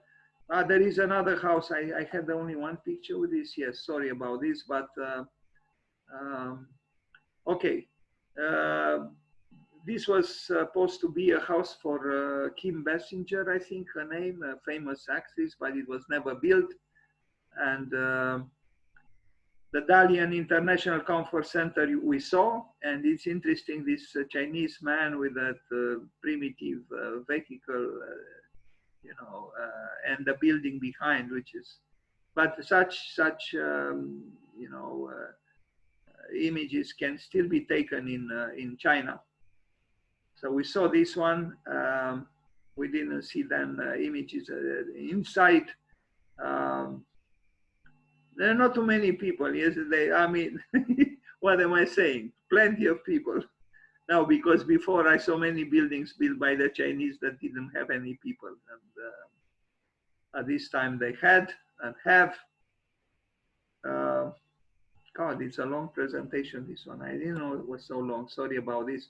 But look at the exquisiteness of the top view, and it's remarkable. I mean, the people in his office obviously do know certain things. To make this buildable, you need to know. So I do have images with Le Musée de Confluence. That was just a false alarm. So it was conceived as a medium for the transfer of knowledge rather than as a showroom for the 2.2 million objects in its collection. And accessibility is a key theme of COOP HIMMELB layout. The Austrian architecture firm divided the building into three parts: the crystal, the cloud, and the plinth, which contain entrance foyer, exhibition spaces, and auditoriums and workshops, respectively. It has an impressive section. I have seen the building, I have been inside, and I can tell you I was not very impressed because it seemed to me, but also it was a cloudy day. Who knows? I was tired traveling by car from Paris. So, you know, any impression, any perception is also subjective, is not only objective. I liked it from the outside, but inside it seemed to me a little bit cold and actually predictable. Once you see the building, you saw the building, the BMW and the European Central Bank headquarters and so on. But this being said, it is impressive from the outside because of this, you know, collage and different volumes, you know, clashing into each other, and it's you know, a tour de force, so to speak. Maybe too much of it, I don't know. Anyway, I like the section. It's like a big architectonic animal right there, you know, in the center of Lyon. That is the island there, and there are other buildings in this region. You can see interesting architectures in this area. Also, Jean Nouvel. I like the interior.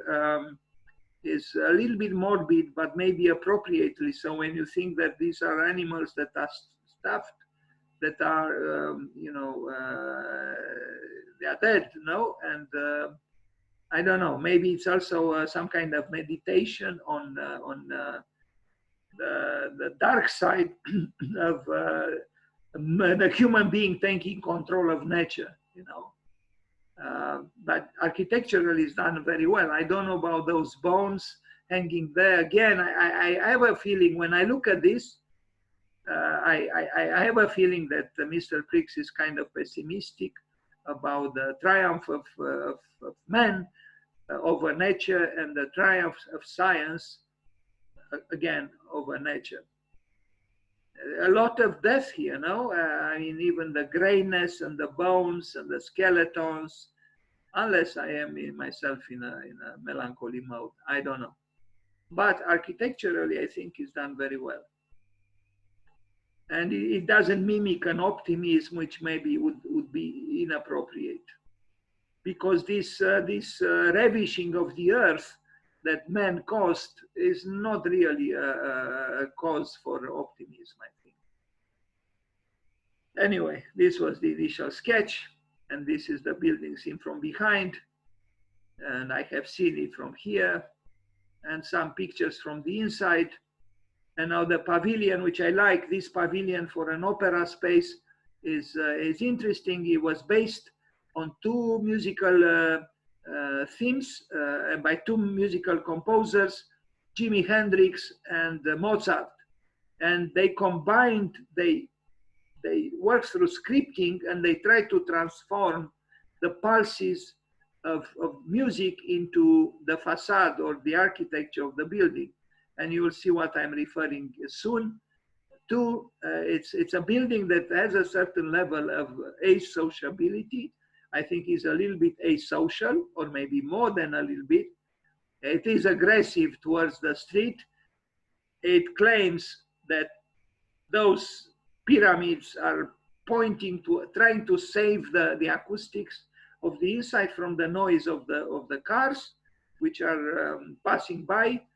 But I don't know. I think it's also an expression of a certain pessimism and even aggressivity towards a society that is maybe sometimes excessively banal or indifferent. So the building tries to stir up to épate la bourgeoisie, as I like to quote.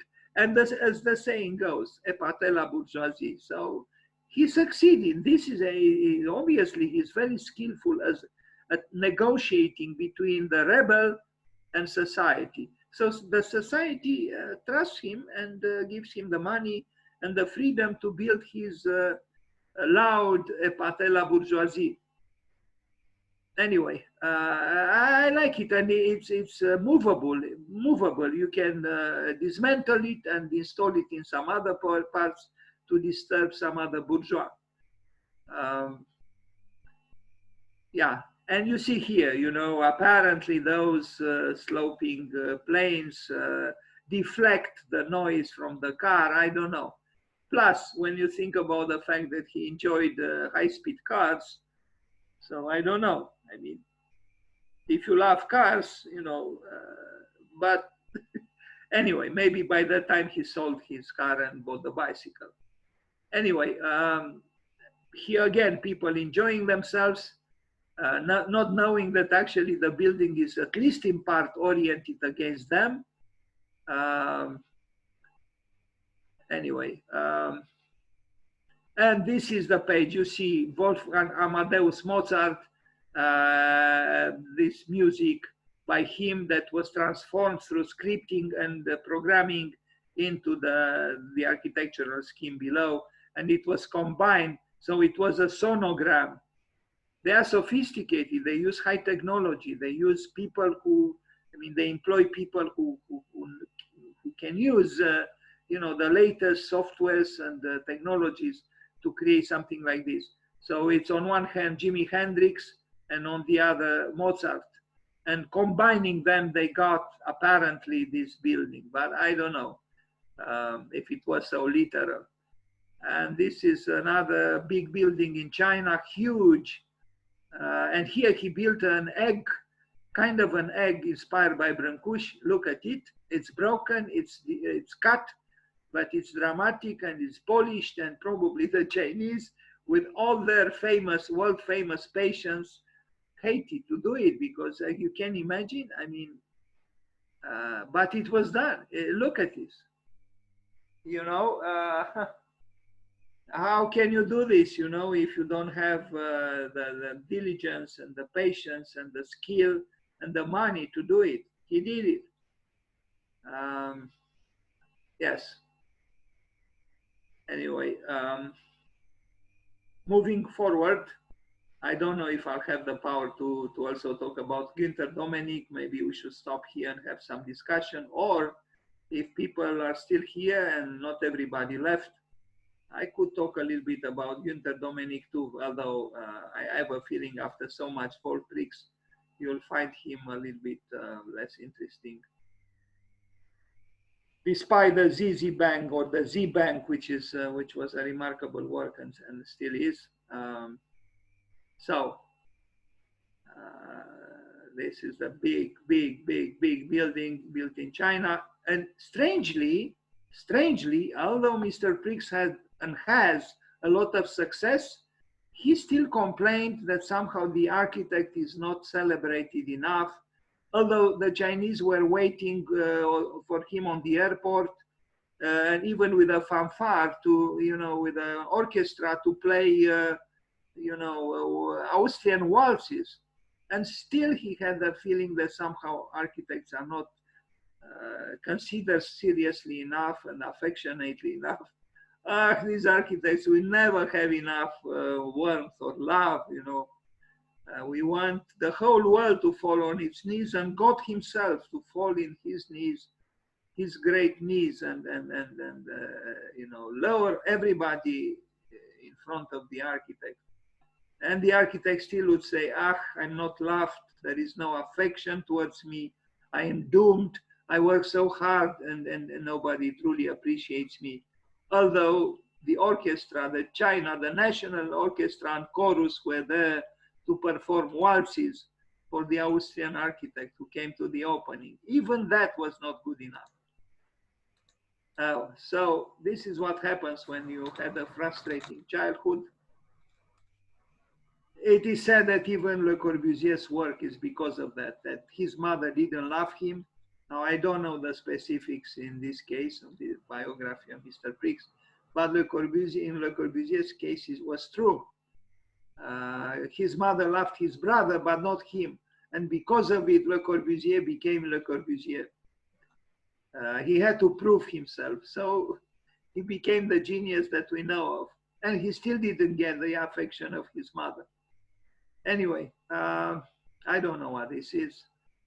Maybe something inside this building. Yes, is this strange, egg, so to speak, or the beginning of the world? We saw this.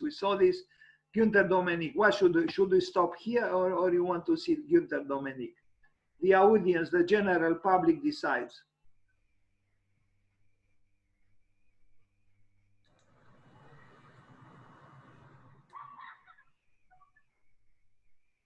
Is anyone still there? Let me see. Yes. Whose yes is this? 12 people, I don't believe it. Da, suntem. What's the matter with you? I mean, you have no things to do. I mean, 11 people at this late hour is actually not so late, but I don't No, you are not content of it. Pardon? Are you complaining? No, no, quite the opposite. I was afraid almost one person or two at the most, but there are still 11 people, which I feel, yes, I admire your patience. So what should we do? Are you ready to see Günther Domenig? It's a smaller presentation. I think in 20 minutes we can find out something about Günther Domenig. What do you think? Let's go and do Günther. I don't hear. I mean. Diana, please tell me, because you are the vocal one there. What does everybody want? I'm not speaking about everybody, but I mean for the conversation.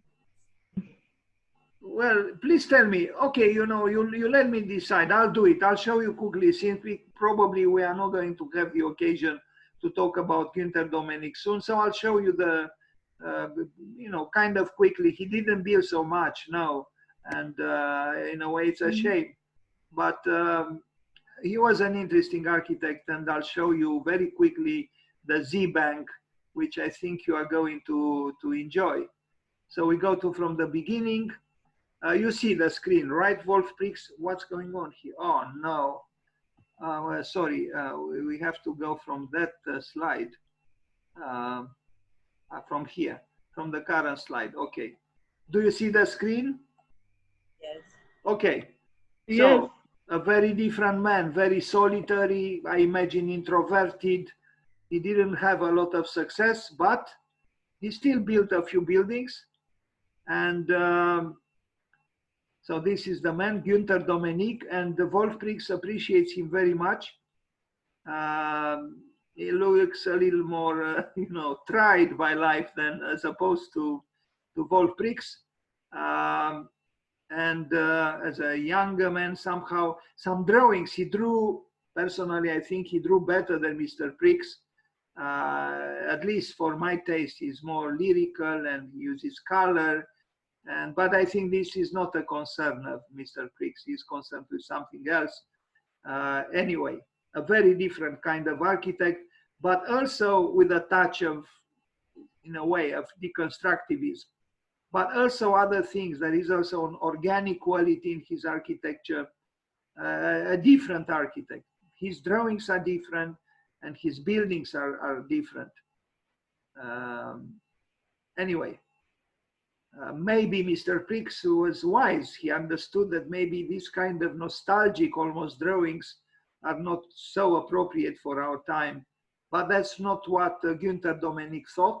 This is the plan of the bank that you are going to see and which I visited with various students. And I don't know, this is a study for something and a plan for some housing that he did. I don't think he built. And another lyrical, almost fantastic organicist drawing, and some houses here again that, as far as I know, they were not built, but they look interesting.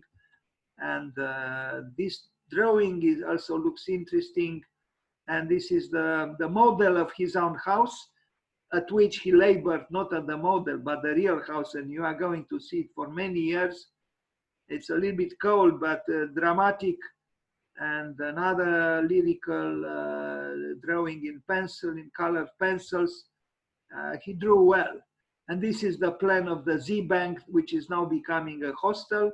And this is his house. Here we have conflict, and we have drama, and we have deconstructivism, and we have sculpturalism, and we have anger at the bourgeoisie, I guess, and anger at a meaningless life. And look at it, this is his house, and it was built. Can you imagine? Yes, you should imagine, because I'm telling you the truth. Again and again, almost ironically, the only discernible thing there that is explicit is the toilet, just like in the penthouse by Wolf Prix and Helmut. I just say Helmut because his family name I will never be able to remember. This is the Central Sparkasse Vienna. This is the bank that I mentioned, the Z Bank. It's known as the Z Bank, and you will see you never saw such a building in your life. I mean, such a bank. And look at this, a bank. I have the whole admiration for the bankers who approved such a design. You know, I mean, they invested their money for the idiosyncratic, you know, nightmarish dream of this architect. It was built just like this. Look at that hand, which supports, you know, in an onirical way, that corner of the building. And when we visited last year, I think, or 2 years ago, there was actually a Romanian contractor, kind of youngish, from Moldavia, who was cleaning up the space because he's receiving a new function. And he told me, you know, this man, meaning the architect, made us completely crazy. He probably, he implied or inferred that he was smoking some drugs when he did the design, because he said, we never saw such a building and we have to take care because they are almost a historical monument. And they had big trouble to you know, accommodate themselves to such a building. These are details for the building studies and the section, everything done manually without computers. And, you know, again, constructive elements and a view from the inside. Unfortunately, for a number of years, it was a luggage store inside, and some impassable, the owner was impassable, wouldn't allow us to get in, but I managed to get in 2017, I think, or earlier, 2014, and I took a lot of pictures, which of course I lost, because I don't know where they were downloaded. I have them somewhere in one of my many dead laptops, totally dead. Anyway, back to the Z Bank. an interesting building. Outside, yeah, metallic mask expressing disaccord or disharmony towards the left and the right building.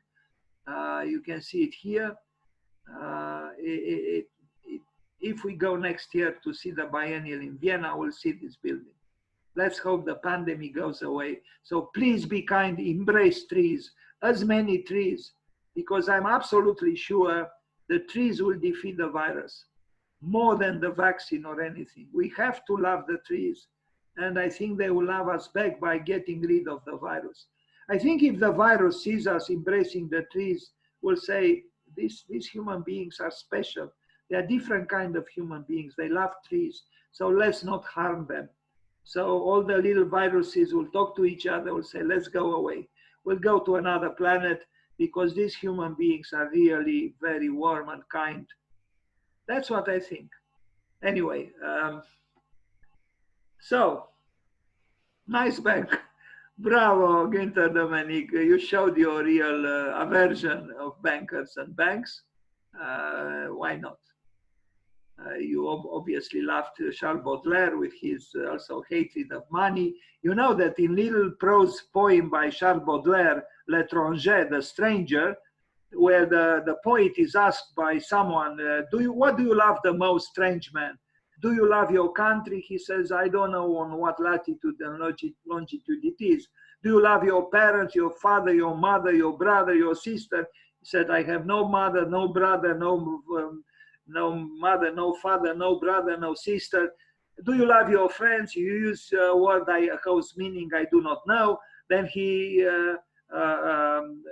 was asked if he loves gold, meaning money, and he says beautifully, and this is the revenge of the poet, he says, I hate it in as much as you hate God. So he places money and God dichotomically. So what he says is that you cannot love God and at the same time you can love money. It's impossible. And in one line, Charles Baudelaire says everything. Anyway, this is the entrance into the building, you know, tormented and tormented. And here is Mr. Domenic looking at us. Hello, Mr. Domenic, it's not your birthday, but when it will come, we'll take care of it. We'll celebrate you. And here he is with Ricardo Bofill on the left. I don't know who the gentleman in the middle is. On the right, of course, Günther Domenic. And Steinhaus, this is his own house at which he labored for many years. It's a cold building, but the interesting volumes clashing. I understood one of his relatives almost lost his life here, or at least a leg falling somewhere. Somebody told me, I don't know who, maybe it was just a nightmare I had. I don't know. I'm beginning to have strange dreams. So his own house, the Steinhaus, and is visited by students of architecture and architects. You will see also the most placid buildings in the world all around it. I put this because, you know, I thought of some parallel with the Guggenheim by Frank Gehry. It's a smaller building, of course, than the Guggenheim by Frank Gehry. It is even analyzed by all kinds of schools and diplomat engineers. Now you see on the right here, a little house. So this was the context. This was the house, and there are a few others. And this building has nothing to do with with the neighbors. And here you see again, you know, it's an area for, you know, vacation little huts. But this is the explosion of creativity of this architect who probably knew something about angst, about anxiety, and also maybe of some kind of exuberance, mad exuberance. So architectural intoxication. Now it's used, I don't know what, it's a museum or some kind of an institution. It's a big building, really. He put all his money into this building. Maybe that's why he was kind of melancholy, you know. Anyway,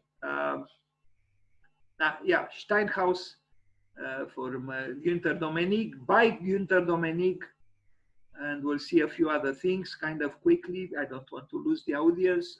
It was a long presentation. I'm surprised I can still talk. I still have a little bit of voice. Now you see here, this actually belongs maybe to his property. Can you imagine where is the little arrow? You know, it vanished. That the laptop is sabotaging me. But you see this thing here, and then you see this thing. You know, what do they have in common? Nothing, absolutely nothing. Anyway, but there are some interesting happenings here. They kind of go well with the building. Maybe some artists, you know, trying to cooperate with the architect, with the building, and now they have gatherings, gatherings, and even an orchestra playing there. And you know, he died, but life goes on. Now this is a building completed in 1995. Not bad, you know. It has some kind of a aspiration towards the unknown, and then. Yeah, this presentation was a little bit too long, even by my standards. I'm sorry about this. This is a very interesting building in Graz, built for nuns. And I like this fact that the nuns said, and I see those places, they probably have exceptional food. Anyway, it's like a cave, but look how it looks from the outside. Not bad, you know, from the air. It's organic, it's metallic, it's futuristic, and it's for the nuns. Nice, good work by Günther Domenig, and very different in a way, by a little different actually from the crazy bank that he designed in Graz. And this is a documentation center in Germany for you know the documenting the the history of the Second World War and the troubled time. Then we move forward. So, okay, you still see cantilever parts of the building that seem to want to take off, and yeah. There is something to say here also about the function of the building, but I will not go in detail at this late hour.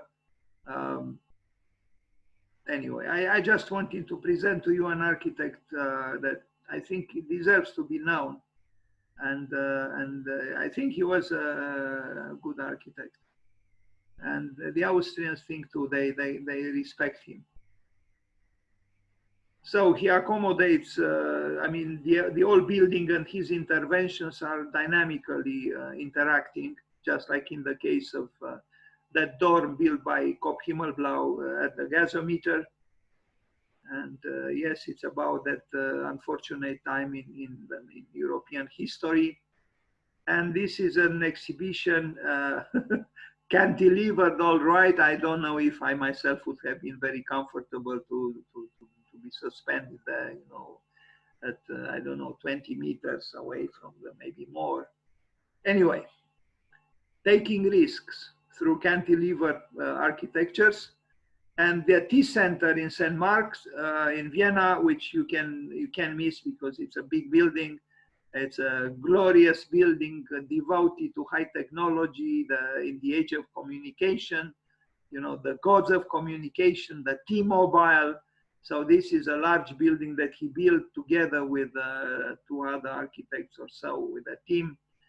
You know, remind me a little bit of some works, maybe a little bit by Zaha, but especially this slanting, this falling on one side, and then the cantilever part.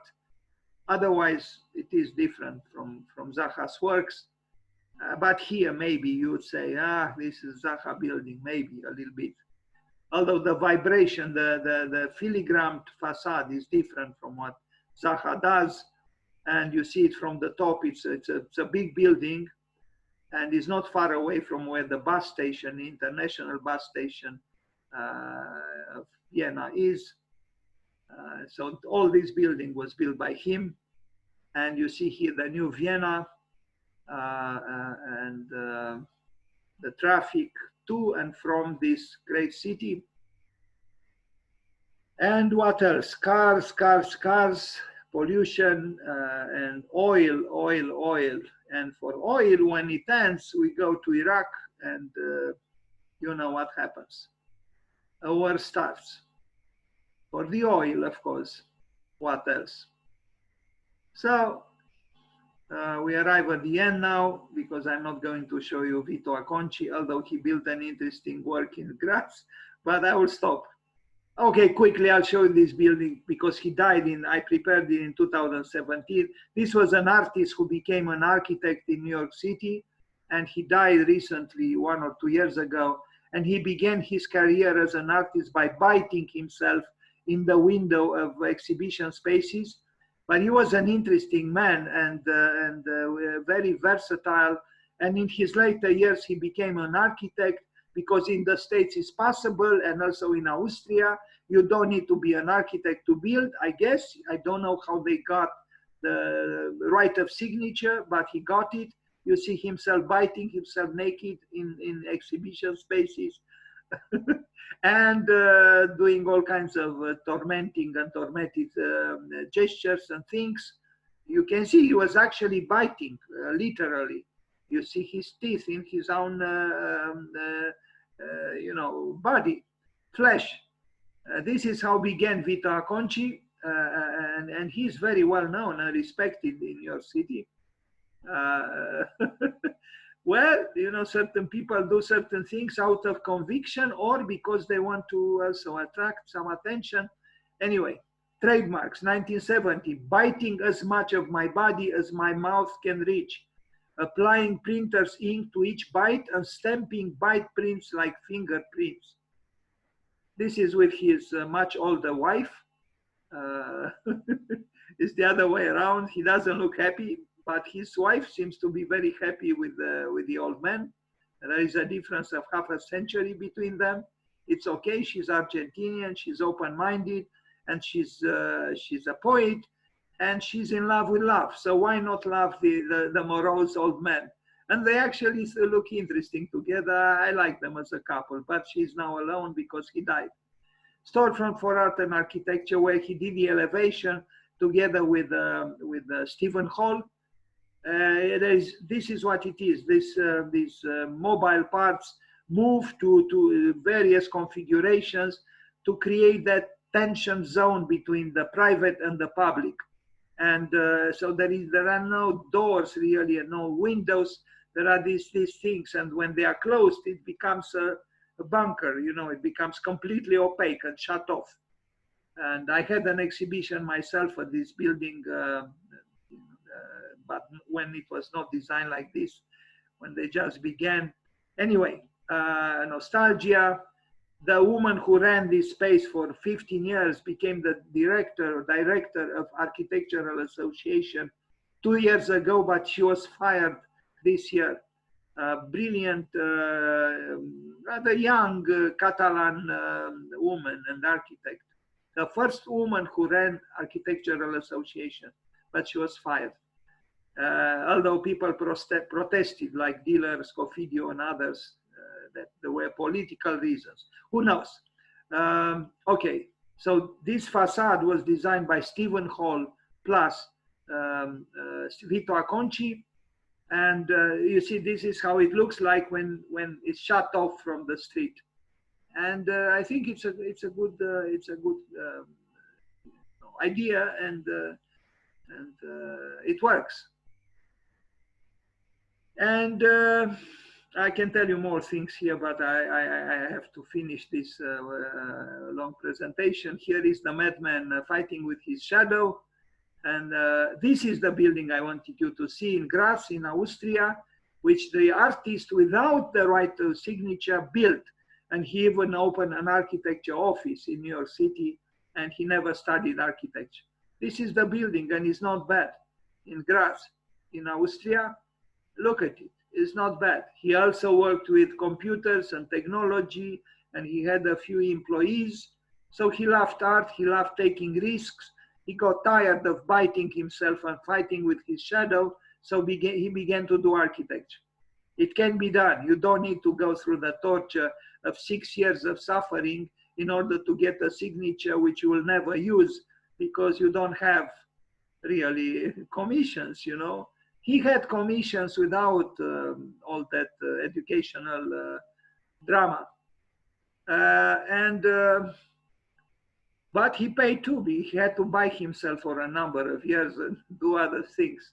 Anyway, he built this in Graz, and it's not bad, I think. I mean, it's not worse really than what Wolf Prix did or other people. It's a smaller thing, of course, but it's good, and it was built. It's called a bridge, but it's more than a bridge. There is a cafe there, and who knows what else, and an amphitheater in open air. And you see, it's elegant and chic and modern and, you know, inviting and inciting. Nice. Why not? But it's interesting that a man who never studied architecture was open to new ideas and to use high technology and to use softwares and so on. And some good young architects went through his office working with him. I know one of him actually. One of them from the Bangladesh who got a master from Harvard. What's his name? Emran Hussain, a very interesting young man. And one day we'll ask him to talk to us on Zoom. And yeah, this is Graz. In fact, you see the building by Günther DOMENIG not far away, right? In fact, I just noticed this now. It's here, and here is Vito Acconci. Interesting. Okay. And now last thing, architecture and fashion, a little store in Tokyo that he did, United Bamboo Store. It's different from what you see so previously. But this one is interesting too. So again, an artist who loves passionately art can also do architecture because they are related, and who says they are not related is wrong. So I think we need passionate artists, and then we'll also have passionate architects.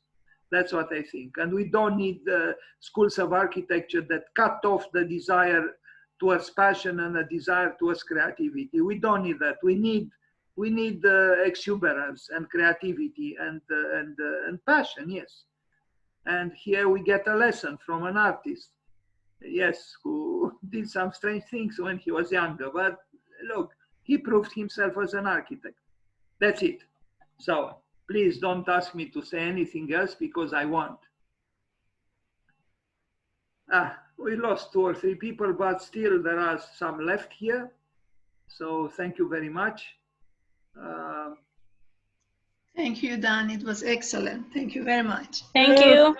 Thank you. Thank you. Very interesting. Well, thank you very much. We'll see each other tomorrow.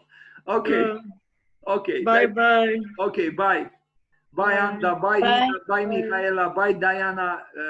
I appreciate your interventions. Bye, Michaela, again. Probably the same. Mâine va fi la aceeași oră? Of course, always, until the end of the world. Hello, Batsal. He is loyal. I like this. I like this gentleman. He is the real thing. Please send me the email with all the subjects because I really want to ease your work. What do you mean? Like to prepare some conferences, you know, like if you distribute your work to other people, you implicate them and you use your work. Okay, we'll talk, Diana. We'll talk now. Let's you know, let's go and eat something before. Can you send me the recording, please? Sure. Yeah, it's still recorded. I don't believe it. I don't believe it. Yes, I will send it to you, Anda. Thank you. Thank you so much. I'll send it to anyone. Sure. Yeah, even I would like to have it.